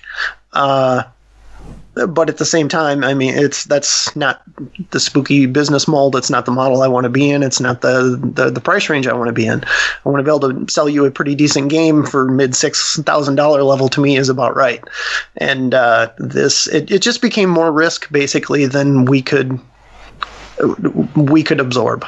And so he said that at the Whitewood that effectively is yours. He's basically saying that it's very easy to turn into another license. Do you agree with that? Yeah, no. I mean, we honestly tried to get him to do it, but when he laid it out, it was laid out for this title, and in his mind, that's the way Ben's my brain works. He sees it as that, and we did try to get him to turn it into a couple other things, but he just wasn't really feeling it, and I respect that. So yeah, I mean, he basically left everything with us, and we could do something else with it, but I don't know. I respect Ben too much to do that. So I would like to see it eventually come around. And, we'll keep fighting, and maybe someday we can get that negotiation finalized, or find another way around it. I don't know. I don't know what the great answer there is, but, right. Ben, like I said, he kind of jumped on the Bible thing and he started laying that out, and he was all about it because he believes in it. And that's where Ben needs to be. He needs a project that he's fully behind. Yeah, fair enough. So in the interview, because you know him personally, and I guess as a friend, I read this at 4 o'clock in the morning last night. But this is the bit that kind of struck me when he said, "Are you excited about Alice Cooper being revealed? No, but I'm never excited about anything. I tell people." Yeah, that's what this week in Pinball. That's what Jeff said. He laughed and he said, "I tell people that, and they think it's funny or awful. But what can I say? I just don't have any emotion." What does that mean? Is Ben, does he not get excited because he's like an engineer and that's just part of his personality trait, or does he just, it almost sounds a bit sad that he doesn't get excited, because that's like the best part about life, right? Ben's a robot. We've joked about that before. I mean, when we shipped the first America's Most Haunted, I was a train wreck. I mean, Ben's like writing code as the truck driver is standing behind us like, what the hell? Get the damn thing on a pallet and let me get out of here. And I mean, and I'm just like begging the guy, please, I'm sorry, this is a big thing. And, and we were talking months of just killing ourselves in frustration. We got that thing on a pallet, loaded it in the truck, and it left. And I mean, I'm standing there watery-eyed and hugged the man, and he's like, don't ever do that again. That's Ben. He doesn't get too worried. I mean, he doesn't own an AMH. He doesn't get attached to the stuff he builds. He sold Bill Paxton Pinball, the very first thing he ever did. And he was like, I don't know, it's just a thing sitting in the corner. I'm done with it now. And that's just Ben. So what do you think he values then? If it's not the project that he works on, what do you think Ben values then? And I don't know. I'm trying to figure. I've never talked to him. I don't know him as a person. So help us learn about Ben with that comment. I think Ben is an incredibly loyal friend. I think he values a good beer. And he definitely is. He's just one of those creative tinkerer types that he's always looking for that next project. And that's just Ben's nature. He's a wonderful dude, and I really do hope he does come back to Spooky at some point. But it's got to be when it's right for him, and I get that. And right now, he's very, very excited about going to make a film, and I get that too. It's something he did in the past in kind of an independent level and just had fun with it. But this is kind of the next step there, and I think it's just something that maybe he feels it was a bit unfinished in his life. So more power to him. Like, I would stop him from wanting to go do a dream job. Yeah. Does Scott Denisi kind of, I guess, possibly step into his position as an, all-round kind of like a coder, a designer for any future titles, or is he still just concentrating on finishing up Total Nuclear Annihilation before those chats begin? Boy, I wish he was here right now. I don't know that I want to answer that for Scott. Obviously he's going to finish writing code for TNA. What little bit more he could do to it, I don't know what else he can do to make it better. But yeah, I mean, we've definitely talked. We would love to see Scott do another game, and I think you will see that. Love Scott to death.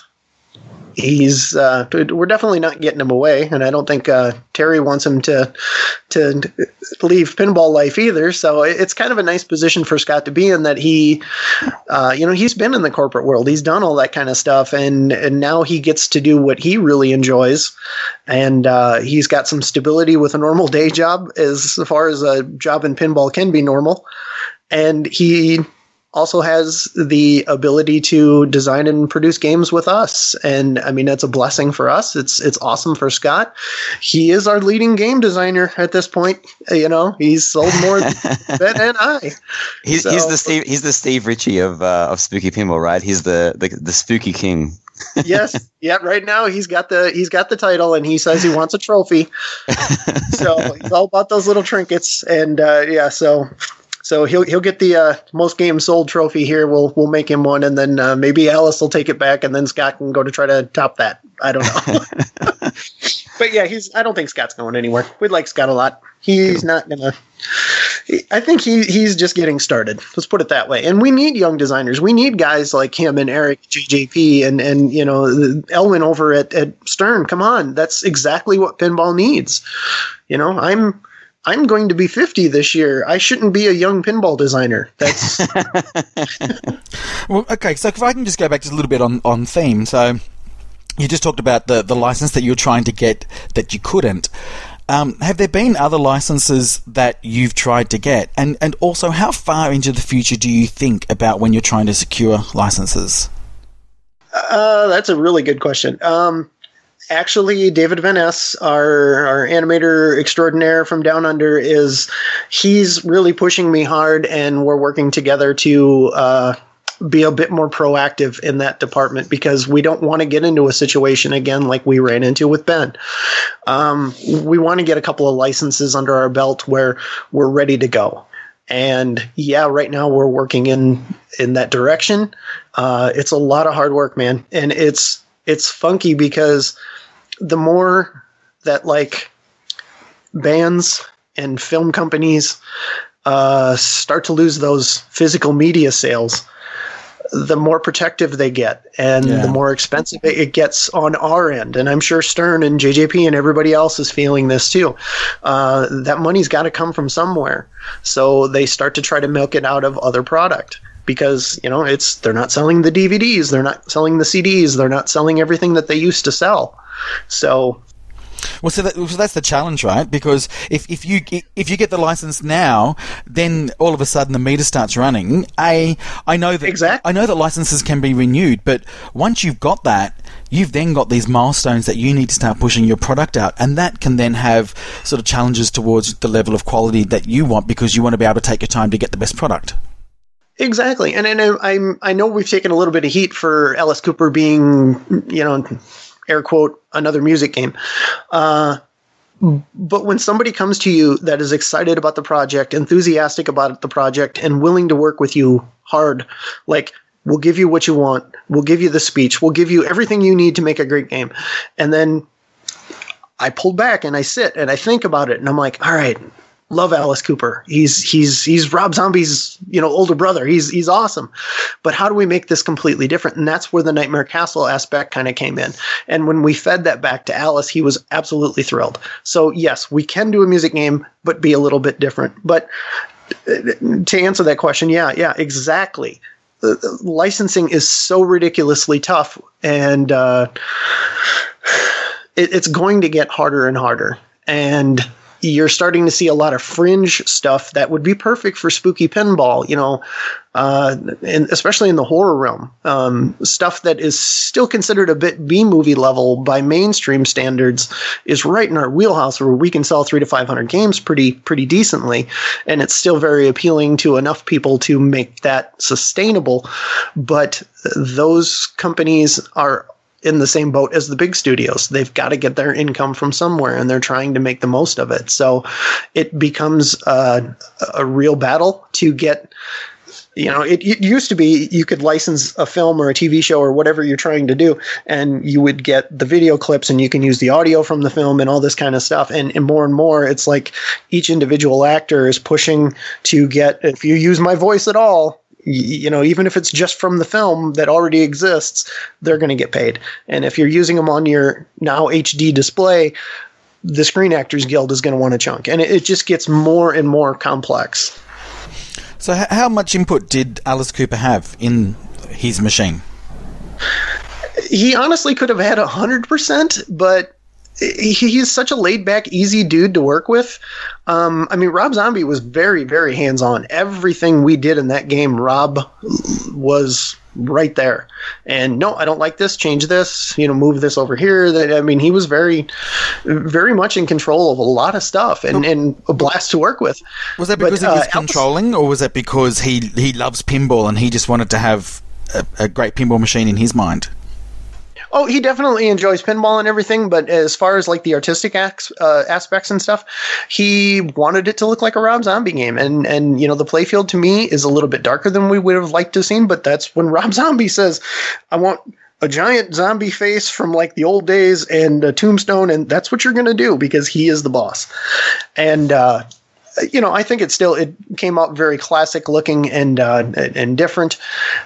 Very, very cool. Alice, on the other hand, completely the other direction. Everything we took in to show Alice, he's like, oh my God, I love it. That's awesome.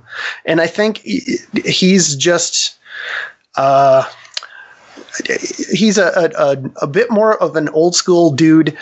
And when we walked in with the comic book stylings of what we were trying to do, it was just right in his wheelhouse.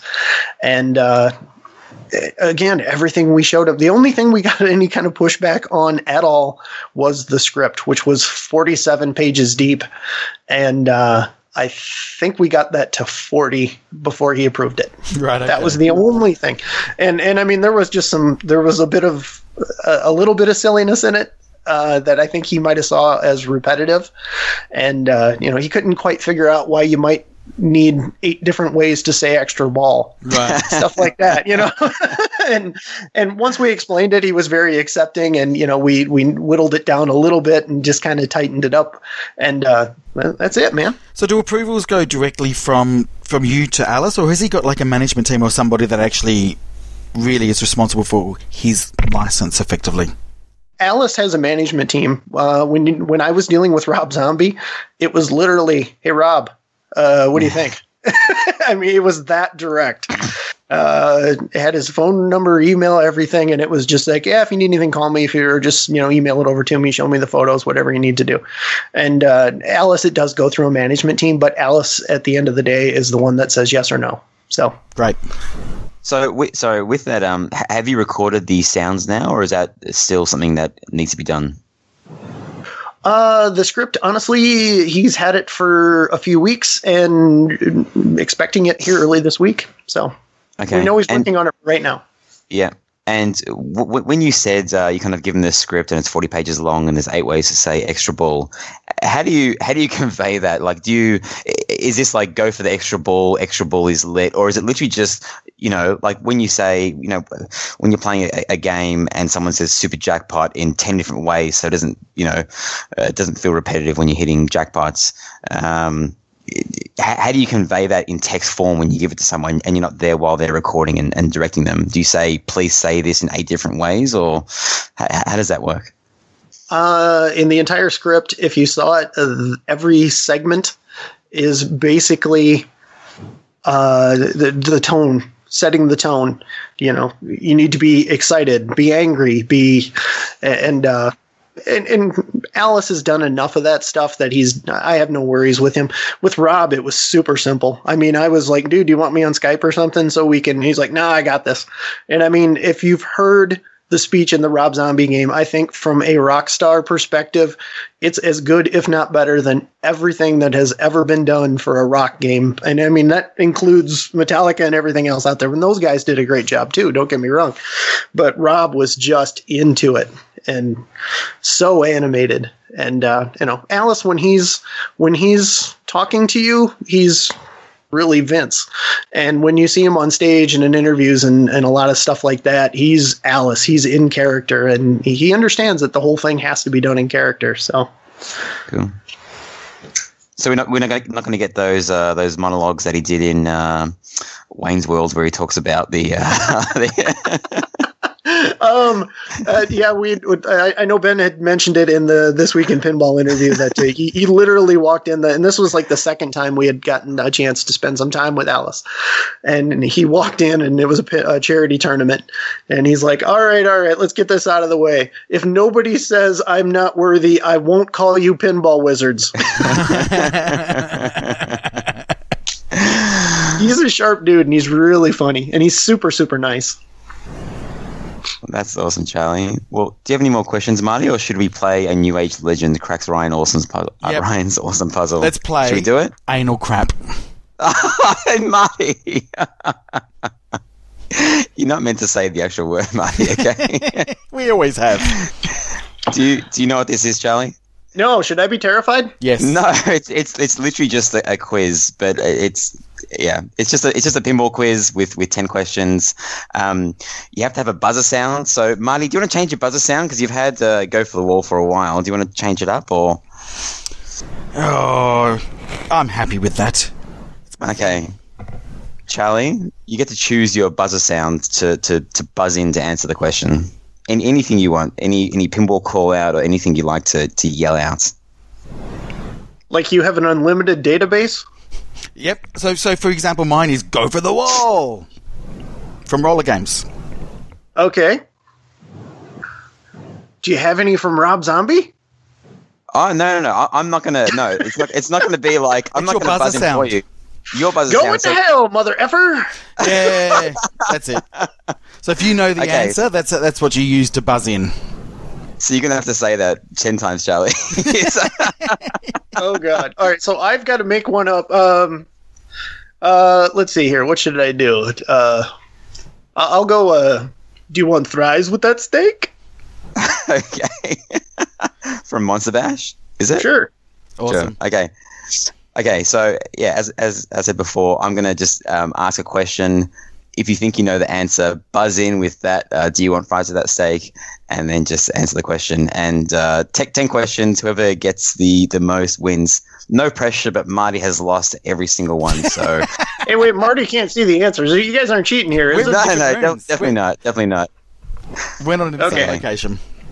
And I apologize in advance for the low effort questions. I did this like 5 minutes. Okay. What is the call out in the shadow when you get a 3-way combo? I have no idea. I've hardly played it. Oh, no. Yeah, I don't own a shadow. Sorry. I've played it, but every time I play it, it's in a noisy pinball show.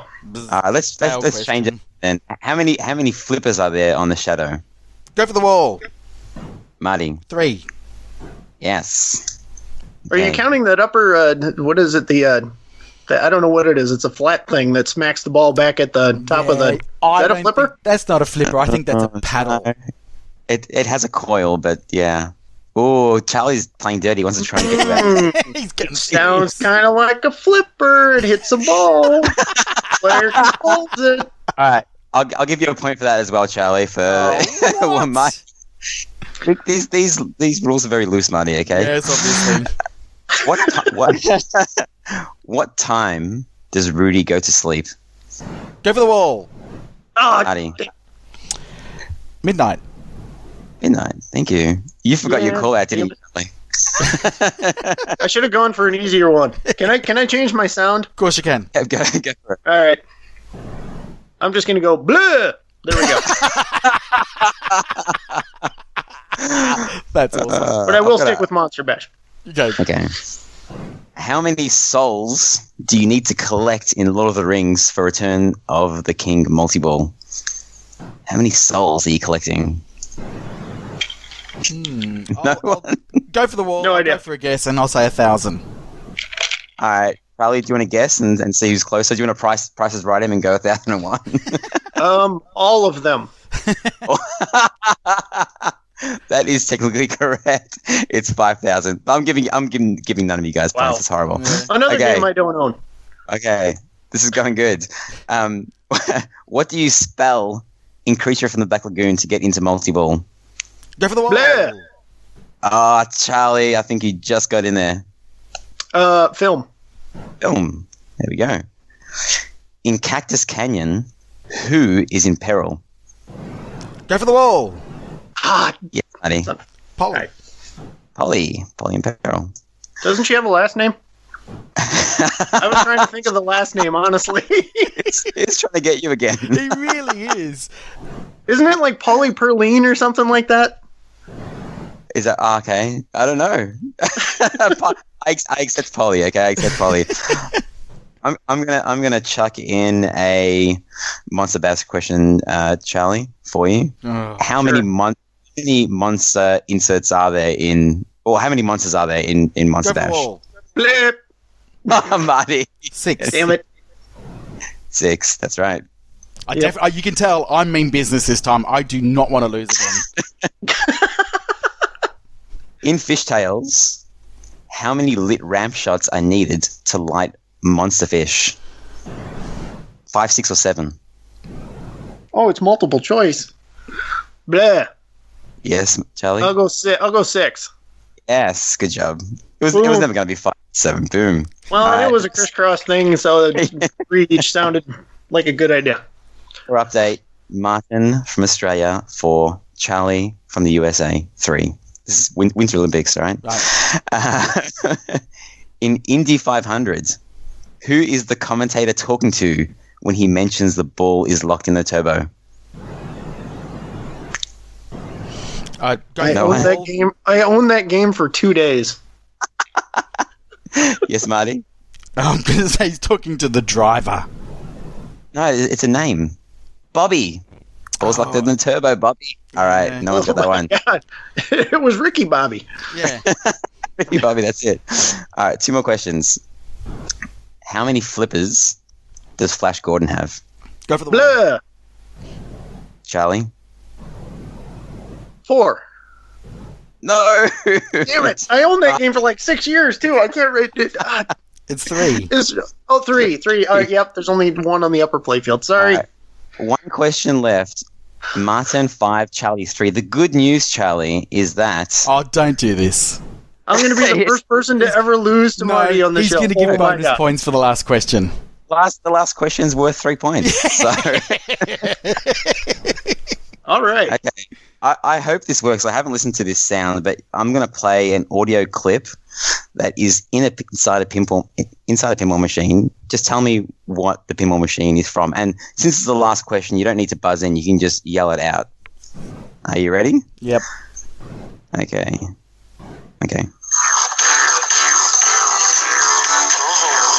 Oh, God. Look on it in the service menu.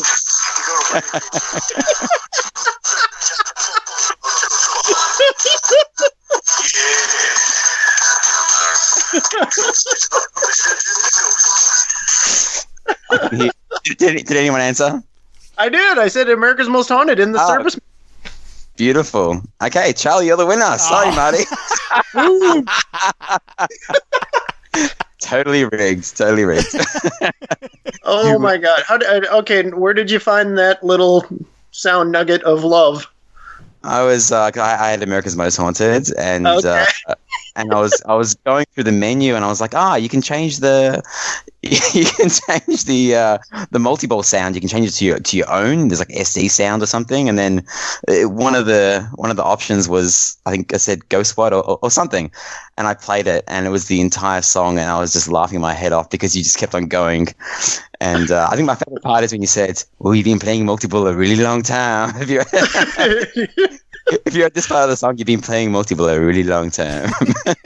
That was Ben Heck. It was like, we need more music in the game, and I was just in a really goofy mood that day, and I'm like, hang on, I got this. And I sent that to him like 5 minutes later. We joked and laughed about that for so long, and I kind of forgot about it. And then I was in Scott Denise's office here a few weeks ago, and it came out of his computer, and I was like, what the hell? I forgot about it. Charlie, I've got another question from the listeners out there. This one comes from a Scott Denise. Do you have a passport yet? I do not, but I will have one before spring. I promise you, Scott. So We've got a road trip to Canada, and I should probably start going other places too. So you don't fly, is that right? I don't enjoy flying. I have done it. Well, here we'll give you another exclusive. Katie and I are going to the Golden State Pinball Festival here in California. It'll be my first time ever in California, and we're going to fly out there. So, yeah, wow. I'm not a huge fan of flying. I've actually been invited to Australia, and I just don't know that I can spend 26 hours in the air. No, well, not so bad. I did it recently. It's worth it. Without a lot of medication and/or alcohol, or both. You can stay at Dr. John's house. I'm sure he's the one who invited you and would open up his house. He's the official Australian kind of hotel boarding guy. And him and Rotor Dave in New Zealand. They seem to be the two dudes that if you're going to be in the area, just come on by. I'm sure their wives love it. Yeah, but it's been a running joke for years too, and Dr. John owes me at least dinner at his house because we gave him all our Chinese food in Texas, so. All right, Charlie. Enjoy your day, and we'll chat to you soon. Thanks for coming on, Charlie. Yeah, thanks, Marty and Ryan. I appreciate it. Thanks, mate. See ya. So there you go. That was Charlie Emery from Spooky Pinball. Really, really great interview. Really, really good person to talk to. Yeah, he's probably the only kind of owner of a pinball company we can play anal crap with, right? Okay, before we get into the whole Spooky Ben Heck thing, one thing that I was kind of pleased to hear was mentioning that 136 Domino's pinball machines have been sold. Yeah, that's pretty good. He didn't mention the number for Jetsons, but that is getting code polish, and hopefully that'll kind of push more sales. But 136 is nothing to be sneezed at, right? No, not at all. I mean, how many America's Most Haunteds were there? 150. Right. So, I mean, that was a significant release. So to have 136 Dominoes out there is pretty good. Yeah, I think it was pretty cheap as well. It was like, what was it, $5,000? Like $1,000 less than maybe 5,500. I can't remember. Oh, but there you go. Yeah. It was a great interview, and we should pat ourselves on the back for that. Yeah, absolutely. But again, sort of what we said before, it is, you can tell that Charlie and Ben, we assume, are still good friends, right? It just, the timing wasn't right, and, Ben's now just going to do his own thing. He'll come back to pinball eventually, I think. It just, from what I gathered from Charlie, he's a creative mind that needs to be kind of like doing a certain amount of things, and he's not going to put his life on hold and wait around for things to line up. So no, and he wanted to release another machine, so for that to sort of be put on hold and to be working on other things, it's not really what he's passionate about, I guess. Yeah. So there you go. Should we head to This Week in Pinball? Yes, let's do this. What's happened with your week? A lot of stuff. Circus Voltaire has been picked up. That's good. Thumbs up there. Guys seem to be pretty happy with that. Did you get a good price for it? Yeah, I got what I wanted. He made me chuck in some mirror blades, but since I kind of had them lying around, I'm just ignoring that I chucked in a whole bunch of sets of mirror blades. Right, okay. What else did I do? I was on the Slam Tilt podcast. That was fun. Yes. Just during the week, they just decided to give me a call when I was on my computer, and I think they were 20 minutes into the episode. So check out the Slam Tilt podcast. Yeah, it's hilarious. It's hilarious. It's also surreal now for me to listen to you, because obviously I'd heard you on their podcast before, but it's really surreal now to hear you on their podcast, knowing that we've got this podcast as well. Yeah, and it's also surreal to talk to Bruce and Ron, even though I guess it was the third time because they were on our show. But yes. It's no secret that they're kind of my favorite podcast. I do listen to a lot of them, but they're the guys that make me laugh the most. And we had a fun time ripping off every single podcast out there, pretty much. You really did. So boys, you need to get me on your show now. I think that's really the sum of it for me. Ooh, 2 weeks in a row, head to head. See if we can get it done. Let's see what happens. The big news of the week for me, I guess, was TNA, Total Nuclear Annihilation, arrived at 7 or so in the morning, a day after we recorded the podcast, and I was so out of it. And the guy, it was hilarious. The guy, like, obviously, Prowler's not around anymore. We talked about him, so getting delivered by kind of a generic courier guy, and he's like, "Oh, this is a pinball machine, isn't it?" I'm like, "Yeah, it is." He's like, "Oh, I remember delivering one to a guy in like this suburb and that suburb. So I reckon there's at least around 3 or 4 of you guys that like into pinball machines." I'm like, there's a lot more than that.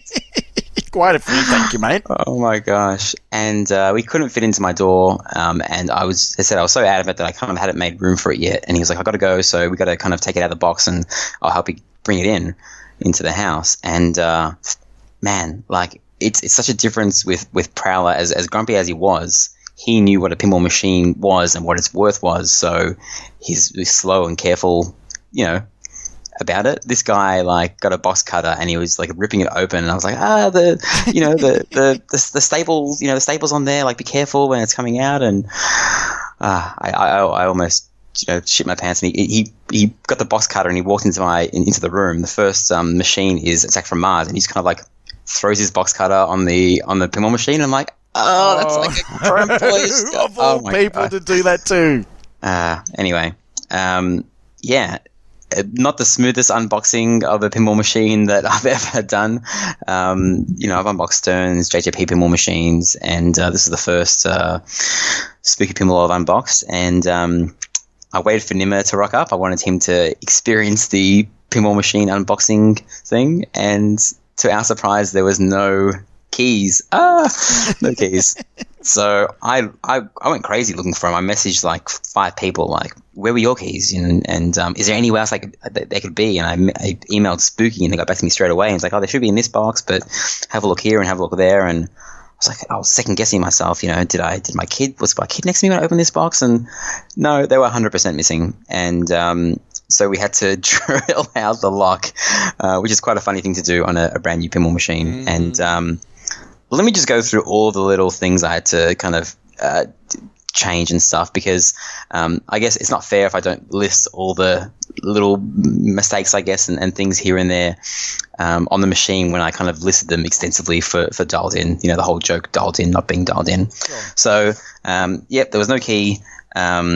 There was 6, I think, faulty LEDs that wouldn't produce the green color. Luckily, there was like 7 replacements, and they're all kind of in there and working fine now. The flippers weren't aligned properly, so one flipper was a bit higher than the other. Not by a major amount. It wasn't totally flopped down, but I'm not sure how that one got past QC. Nimmer paid for the flipper plastics protectors to be installed, which I guess is a cool thing. You spending all this money getting a pinball machine, and most people these days have to buy the plastic protectors as a separate thing. So because there's so many plastics on the play field, they had an option to kind of just buy the plastics and get them installed from the factory. Well, whoever did them forgot to wear gloves, because there are fingerprints all over that clear part where the Denisi lock is. Yeah. And I was like, no big deal. I'll just wipe it down. And it didn't get rid of it. And then I wiped it down on the underside, and it didn't get rid of it. So the fingerprints are actually wedged in between the 2 plastics. I'll have to take that whole thing apart. Not a massive deal, but, had to be said. Lockdown bar was super loose. We fixed that. That's about it. So that I just wanted to get that out of the way, just to say that it wasn't a super duper smooth unboxing experience. There's still a tiny little issue with some Australian machines where the flipper won't hold up because there's no EOS switch. Apparently, it's something called a dual wound coil, where it has like a hold coil kind of inbuilt, and it's when it gets hit from the scoop, because it's so fast, it's kind of forcing the flipper down. I've been working with Scott kind of all week, and Scott's been working with all the other Aussies trying to try different firmwares, and we'll get to it pretty soon, I think. Yeah. So how does it play? Okay. Come on. How does it play? Okay. It's amazing. It's it's going to be hard to find someone talking crap about TNA, because every negative thing that people say about it is, it's kind of simple, and I guess it'll get boring after a while. But I don't think these are the people that have been playing it.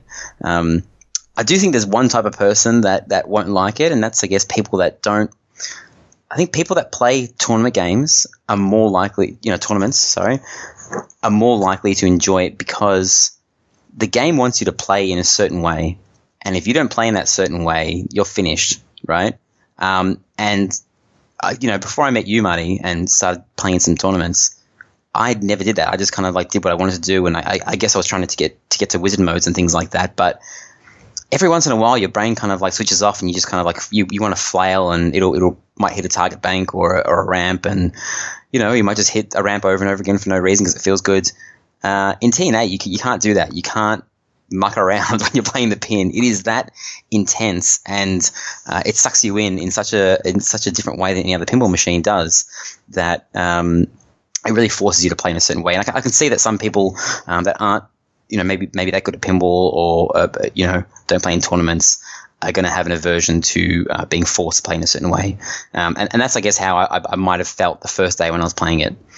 After that, I've just been so absolutely in love with this pinball machine because it's fun. The rules are super tight, and there's all these little things I kind of didn't know about maxing out the reactor and hitting the spinner to max it out. It is amazing. It's an amazing game. I'm not sure what else. I'm not sure what I can say that hasn't been said already by other podcasters and other people that have played the game and wrote reviews on Pinside. I played one other game. I played it for 2 or 3 days straight, and I was playing it a lot. And then I went to another game. I think it was Attack from Mars. And I turned it on, and I love the sound in Attacks from Mars. And I turned it on, and I was like, wow, this is so boring. I couldn't believe how bored I was. Because a TNA is that ADD pin is just it just gives you what you want now. And there's music pumping the entire time. The speaker system is so freaking loud. I know. When we were streaming, I could hear the bonus countdown from across the street when I was taking the bins out, and it goes down to 1. That's the lowest setting, obviously, for the sound. 1 is loud. Yeah, I told Scott, can you make me a 0.5? I want to play this at night. I can't play this when my wife goes to sleep. I can't play this pinball machine because it's that loud. It is just booming. It's not just loud. The subwoofer in that thing made your entire room vibrate. The entire room. Not just next to the machine. We're talking, about 5 meters away from that machine. You could still feel the vibration in the floor. Yeah, and the shaker implementation is really good. If you're thinking about getting a TNA, I would definitely get the shaker because, especially when the reactor's critical and it tries to make you nervous when the siren's going off and all the LEDs are red, the shaker pretty much just stays on. It just kind of pulses and kind of vibrates in a certain way that kind of really makes you nervous, and you have to kind of overcome that and try and get into multi-ball or hit the shot. So I love it. I can't see myself getting bored of it for a while, and I can't wait for more people to play it. And you came over and played it. Just a word of warning, I guess, and I told you as well, the flippers were pretty weak because we were testing a different hold setting, and it was kind of overheating the coils. So when you played it, when Jordan played it, and we played it on the stream, it was playing a lot slower than it plays now. Right. So that was, I was going to bring up that point. So, when I was at InDisc and I played it and came back and you said, what do you think? And I said, well, it's a fantastic game, but it's really fast. In your mind, were you thinking, oh, really fast? Is he really exaggerating? How fast is this thing? Yeah, it's lightning fast, but it's fast, I guess, in a different way. Like a Stern machine can be fast, but you have kind of those long shots, whereas in TNA, the only long shots are the orbits, and you kind of hope you stick them and they go into the top reactor or something. But it's lightning fast. You can make it faster by increasing the coil strength. You can increase it by increments of 1, kind of like the JJP pins. Yeah. It's fast. It's furious. It's as I said, it's not just that it's fast. It's the way that the machine sucks you into the game that you're in there. You experience the game. And as I said, this has all been said before by everyone else, but it's different when you actually play it. When you play it, you understand. You're like, oh, okay, I get it. I get why people like this game. Yep, it is fantastic. And as you're saying, if they were long shots, that's fine. And yes, there's obviously the orbit shots, but really what you're trying to do is blow up the reactor or get the reactor started. And you've got to hit those 3 stand-up targets right in front of the flippers. So you are in danger the entire time. Yep. As the machine is constantly trying to destroy you, so you have to pick your shots well. And I mean, one thing that I really love is the super spinner sound. I'm not sure if this, there's super spinner in different games, but usually kind of activates when you do a certain amount of other things. Super spinner is activated by hitting the spinner, and a certain amount of spins will then activate it. And if you give it a really good rip, it might activate in the middle of its whole spinning process. So when that sound changes from the normal spinner to the super spinner, it just, I don't know, it's just such a good moment. I'm not going to pretend to do the spinner sound now on the air, but maybe I'll record it and chuck it in. But it's I don't know, it's an audio and a visual treat. Yeah, to your senses. And so it is everything that people are saying. So those people that are looking, going, "Oh, I doubt it, they're full of shit," just go and play it. It is that good. I want someone to say they don't like it, and not to be like, "Oh, you're a hater, this and that." Like, there is someone out there that probably will detest this machine, but I want to listen to why they don't like it after they play a decent amount of games on it. If you have one game and after waiting in line for 45 minutes at a show, then sure, you're probably going to be pretty bitter when your entire ball is over in your 3 balls are over in 40 seconds. But if you sit there and you play it properly, I really want to know why someone would not like this machine. I know it sounds weird and horrible, but it's fun. Yep, absolutely. So on the stream, I think Jordan had the biggest game, and he got to, I think it was his second game, he got to Reactor 6, possibly. Right. Yep. Yeah, which was pretty damn good. My record at the moment is 5, blowing up 5 and almost starting 6, which would have got me an extra ball. As I said, those games, I still don't know if I'm playing it properly, because I still feel like I should be able to play my own way, but the machine punishes you if you do that. If you want to just flail around and say, "I want to hit the spinner because it sounds really cool," well, that's cool, but you're going to lose your ball. Get into multi-ball and then do it. So, well, I'd say the interesting thing as well is that it's almost like the scores that you put up are kind of secondary. Really, your main objective in this is to see how many reactors you can blow up. But that's the beauty of it, the code now, and this didn't exist in previous firmwares, but now there is a way to, blow up reactors and maximize your score by, one, multiplying your reactor value by having 4 balls. You can get an add ball and get super jackpots. And the other one is, I guess, to max out the reactor value by hitting the 1, 2, 3 targets in the reactor, or just kind of hitting the spinner or, the slingshots in the reactor. The progression of the game, this is how you know it's a good game. The progression of the game directly aligns with scoring opportunities. So every reactor that you're on, your jackpots are worth more, your reactor jackpots are worth more, and then your reactor blow up value is worth more as well. Those 3 things are directly related to which reactor you're on. It gives you a higher base starting point for that. So, someone said, "Oh, why can't I just shoot jackpots all day long?" Try doing it. You'll get 50,000 each, like triple jackpot or something, and then 75 for the super. But if you get that on Reactor 7, you're going to get a huge score. So it's in your best interest to progress through the game.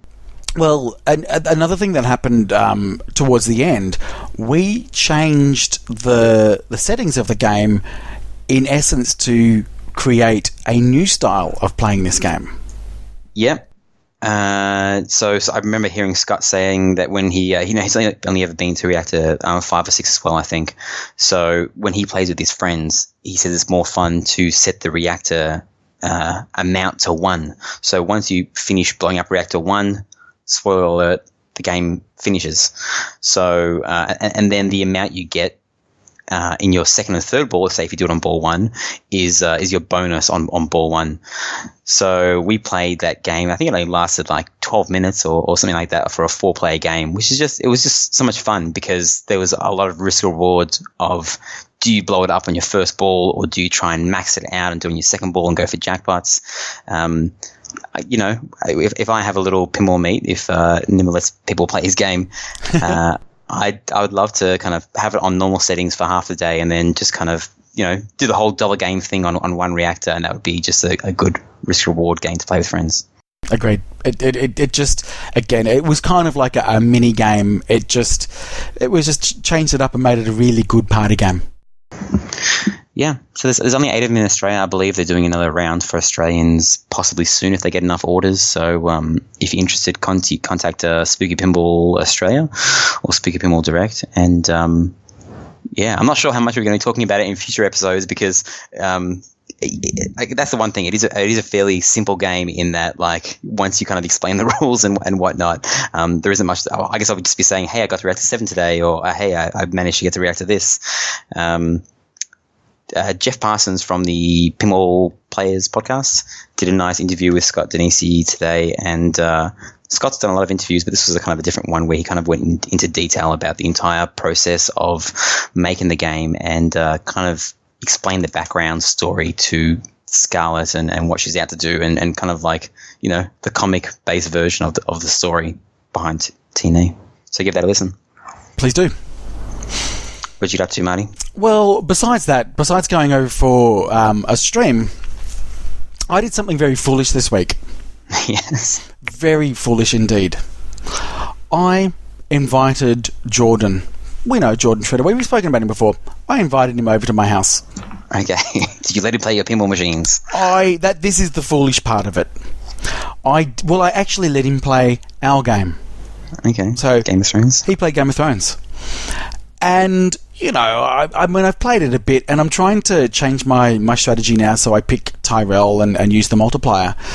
And I was sort of chatting with some people upstairs, and he came up and I said, how'd you go? Did you get a good score? And he goes, yeah, I did. And I said, did you get Grand Champion? He said, yeah, I did. And I said, okay, what score did you get? He says, do you really want to know? And I said, yeah. And he goes, really? Are you sure? Because I think the Grand Champion was just over 2 bill, like 2.2 billion. He put up a 14 billion score on that game. Probably in his first shot as well, knowing Jordan. Probably. So that's really what happened. And so then last night we streamed hoping to get some way to that score and just got nowhere near. I think 2 billion was another score I got. So so that was my week in pinball, just being destroyed by Jordan one more time. Yeah. And when we were getting ready for the stream, I made him play my Metallica because as I've mentioned before on the podcast, my Metallica just kicks my ass, and I'm pretty sure it's my Metallica and not me just playing crap at my Metallica. So I made him play just one game. I know that's not really a proper set of statistics to prove that it's hard or not, but he got into Sparky Multiball and everything and finished up with 20 million points. So I was pretty satisfied that my Metallica is hard if Jordan scores 20 million after Sparky Multiball. Yeah, so. It is. I played it as well, and you have got it set up pretty tough. But I don't know what it is. But my outlanes are default. It's just like I think it's like super sensitive slings. I don't know why is it harder than every other machine. You can't move it much. That's for a start. Okay. So yeah, it's harder to react. Anyway, there you go. Shall we play Slam the Top 100? Yes, we should. Well, and shall we talk about last week's results again? So this is the second time that we did. Shall we talk Sure, about I haven't looked at them, Marty. Did I win? What were the games were between... So for those people tuning in for the first time, we have used a random number to select a number from 1 to 100, and that brings 2 machines from the top 100 at Pinside. We get one of those machines, and then we argue the merits of each machine. We then put it up on Facebook for people to vote who won the argument, and that determines who is the overall winner. So, I admitted last week that I didn't know anything about TX Sector. That was pretty obvious as soon as you started talking about it. Yep. I looked it up, and I didn't realize it was the theme for Mr. Gold Standard himself, Nate Shivers, the Coast to Coast Pinball podcast. He does use that quite often. And obviously the coolest thing about TX Sector is the sound, which I didn't mention at all because I didn't know the machine. I think the giveaway was when I was going, TX, TX, TX. Yeah. And I saw that you knew that you were going to win, so you voted for TX Sector instead. just to rub it in, you bastard. I saw you do that after like 2 days. I'm like, he won't do it straight away because then he might lose. But you knew you were going to win, so like, I'll vote for TXX just to show Ryan how confident I am. You bastard. So yes, I won with 61% of the vote, and you got 39%. So Johnny Mnemonic is a better game than TX Sector. Which one would you buy though? Which one would I buy? Yeah, probably Johnny Mnemonic. Apparently, I mean, TX Sector, I mean, the coolest part of it is the sound, but that's pretty much it. Like, apparently the rules aren't super fantastic. Yeah, I know. I do love... I've played TX Sector a lot, and I love the sound. And the game is it's funky. It's great for its era. But I'd probably still buy Johnny Mnemonic just because it's got deeper rules. All right, let's generate some numbers. Let's go and CSO, what were you going to say? I was going to say, go and get your friend to get us some numbers. Yeah, my beautiful friend. She's been so nice to me. And I think someone got a little bit upset about that. But once again, it's her opinion and not mine. I realized that when you say 1 to 100, it doesn't generate. It will never be able to generate the number 1. Because I tried between, like I said, generate numbers between 1 and 2. And it just kept on saying 2, 2, 2, like 20 times in a row. So it's 0 to 100. Okay. Please generate a number from 0 to 100. Okay. This is mine, right? Yep. 45. Ooh, 45 is... Big Bang Bar, baby. Big Bang Bar. Okay. I like that one. Okay. Please generate a number from 0 to 100. Sure.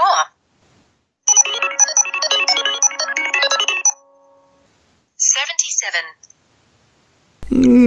Frontier. Okay. You going down, Marty. I really am. All right. Who's going first? I think it's whoever's got the lower number, isn't it? Okay. Yep. All right. Give me a sec. Okay. Here I go. Big Bang Bar. Beautiful artwork. One of the best side art cabinets you'll ever see in pinball. Glows with neon lights. 3 flippers. You got the sexy tube girl who's a green stripper. Who doesn't like green bitches, right? You've got 1 ramp in the game that diverts to like 4 different locations, I think. How many machines do that? You got 3 different multi-balls. It's you got Fran Drescher telling you what to do. Done. Okay. That was really bad. I'm sick, Marty, okay? You ready? All right, you ready? Set, go. Okay, Frontier by Bally comes from the best era of Bally games. What I love about this is the layout is fantastic. It's got the inline targets. It's fantastic. But you can shoot for a den of predators and Frontier. So, players can... compete for 2 bonuses. You can track down the grizzly target. You can conquer the ABC feature for extra balls and specials. You can also ride for the right drop target bank. Time's up. You're reading a review of this, aren't you? You're cheating. Are you reading a review? There's no way you know this about Frontier. You went to Pinside and you did what I did, but I just didn't read the review. Am I right? Am I calling you out properly? No, I did not read a review. Bullshit, you know that much about the pinball machine. No, I know that 4-quarter coin handling awards the same bonus pricing as is given for 1 Susan B. Anthony dollar. Oh my gosh, we got to get some more rules to make sure that this doesn't happen again. Layout, you can look at the layout only, no rules. Otherwise I could have just... All right. You ready? Yep, go. Frontier, cruelty to animals. What can I say? You're hunting poor innocent animals for fun. Shame on you. Big Bang Bar. What are you doing? You're getting sex instructions from a green bitch out in space. Which one would you rather do? Okay, be at a cool, crazy bar in space or murdering innocent animals. Only 14 originally was produced, and it was so good that Gene Cunningham went broke. He lost money to redo this, and it's gonna get redone again. Bam, I'm out. Okay, I got ready. Okay, my 2 rebuttals. Okay. First of all. Big Bang Bar, there are no rules. The rules are shithouse. There you go. I've said it. As far as Frontier goes, it is known as the pinball players' machine of choice. You ask all the top tournament players, they will tell you Frontier is their best game, and 7-digit scoring with commas is right on target for today's pinball sharpshooters. Okay. That's all. Marty, I'm going to Frontier now. Frontier. And I think I know what you did. You clicked on it, and then you went to ratings, and then you looked up the highest ratings, right? You're mixing pin slides with the top 100. No, I didn't do that at all. I have not gone to pin side. No. Anyway, so it's now up to everybody to vote. Well, we'll put this up in 24 hours, and you can pick a machine that is about green people in a bar, or you can pick murdering innocent animals, or you can pick a machine that is rugged entertainment from out of the pinball wilderness. What? Where are you reading this from? Is this the original flyer? Is that what you're reading from? Oh my gosh. I guess that's fair. All right, that's pinball issue. I should look up what's the tagline for flyers. There's no flyers for Capcom because they never released it. Green bitches in space. That's what it is. Please, guys, I can't lose 3 times in a row. Shall we head to the mailbag? Let's move this on. Let's do it. Well, we've actually only had one email this week that we're going to read out. We actually had a lot of emails, but it's more conversational, behind-the-scenes stuff. But we did get an email from Eric. He said, I had an experience today that made me think of your previous podcast. I was having a great game during my son's birthday, and my wife called for me to come and help cut the cake. I managed to delay her until my ball drained and left the machine on with the ball in the shooter lane. I closed all the doors and all the kids were upstairs having cake, so what could go wrong? After serving all the kids, I had my own piece, which turned out to be a mistake. One of the kids, probably mine, must have seen the lone machine left on and turned off. Normally a good thing, but this time not so much. Oh well, there's always next time. He said, the longest I've left a machine on was all day while I was at work. I think that game was the GC on that machine for a long time, so it was worth it. I totally agree about losing your groove when you come back, though. All of the points were made in the morning, and when I came back from work and finished the game, I didn't get that much further. So, thank you, Eric, from Abbotsford in Canada. BC, Canada. Do you know what BC stands for, Marty? British Columbia. Oh, I think they've got that in California as well, right? Yeah, they do. Along. Don't. We'll get bloody Schmeolus onto us again. God, he's so aggressive. He really is. It's not like when you make mistakes about his trusty old Canada. No, I know. Are we done for the week, Marty? We're done for the week. Are you going to sing me out this week? I am. Are you? Yes, I got a request from Michael in South Australia, and he reminded me twice. So I really need to sing this for him. And this was one of my favorite cartoons as a kid. And don't you dare superimpose the. Actually, no, I might sing in tune. I sounded horrible last week because I wasn't singing with the tempo or whatever. Yeah. I know. And we did get feedback, and someone said, look, no music producer could have fixed that because of the tempo. And I stopped short of saying, was it just the tempo? Keep going. Okay. This, Marty, is probably not from your generation, so I don't think you will know this, but let me know if you do. Okay. You ready? Yep. Earth, fire, wind, water, heart, go planet. We're the Planeteers. You can be one too, 'cause saving our planet is the thing to do. Looting and polluting is not the way. Hear what Captain Planet has to say. The power is yours. Captain Planet is our hero. You know this, don't you? Gonna take pollution down to 0. Here's our powers magnified, and it's fighting on the planet side. That's it. Yeah. You know what it is, right? Yeah, Captain Planet. Obviously. And you know, I grew up when superheroes were badass. They weren't recycling. They weren't. No, they were stopping people that were looting and polluting. Polluting. I'm serious. It's so hilarious. I watched one episode with my kids this week to try and get into Captain Planet. Man, cartoons were different back then. They were like, you watch like Jake and Neverland Pirates or something these days, and like everything's like so PC and like nothing is controversial. There's like, if you throw a 6-pack of beers into the bin, it'll kill the birds, and he's like sitting there next to like a dead bird on the floor. But did the beer taste delicious? It tasted delicious. Yeah.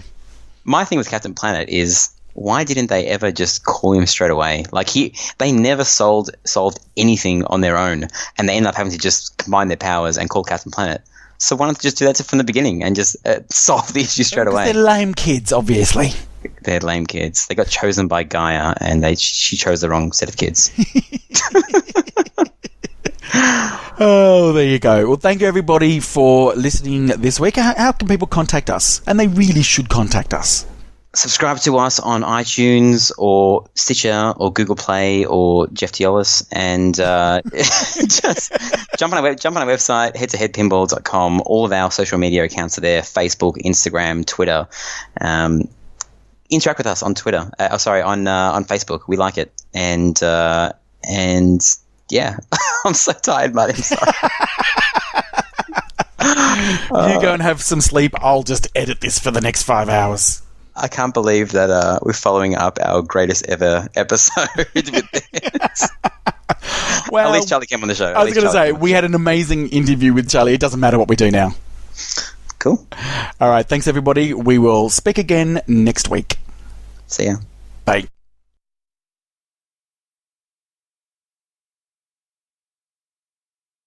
Hey Charlie, how are you? I'm doing well, TNA girl. You're looking swell today. I don't have a physical appearance, I'm an AI bot. Look, I heard TNA is breaking sales records. Scott is a talented guy and he likes to do multiple things on the one machine. But in the next firmware update I would love to replace his sick beats with my own. What do you think about that? Oh, absolutely. Bring it on. Chug a chug a chug a chug a chug a chug a chug, beep. That's the normal out of reactor music. Oh, I mean, Scott's pretty good, but that's way better than what he came up with. Look, can I be an Alice Cooper Nightmare Castle? I'm sorry, but I have to say no to that one. Am I not worthy? Lol, get it? It's a Wayne's World party time excellent joke. Hilarious. Okay, talk to you soon, Charlie. You might be hearing from my lawyer about my payout.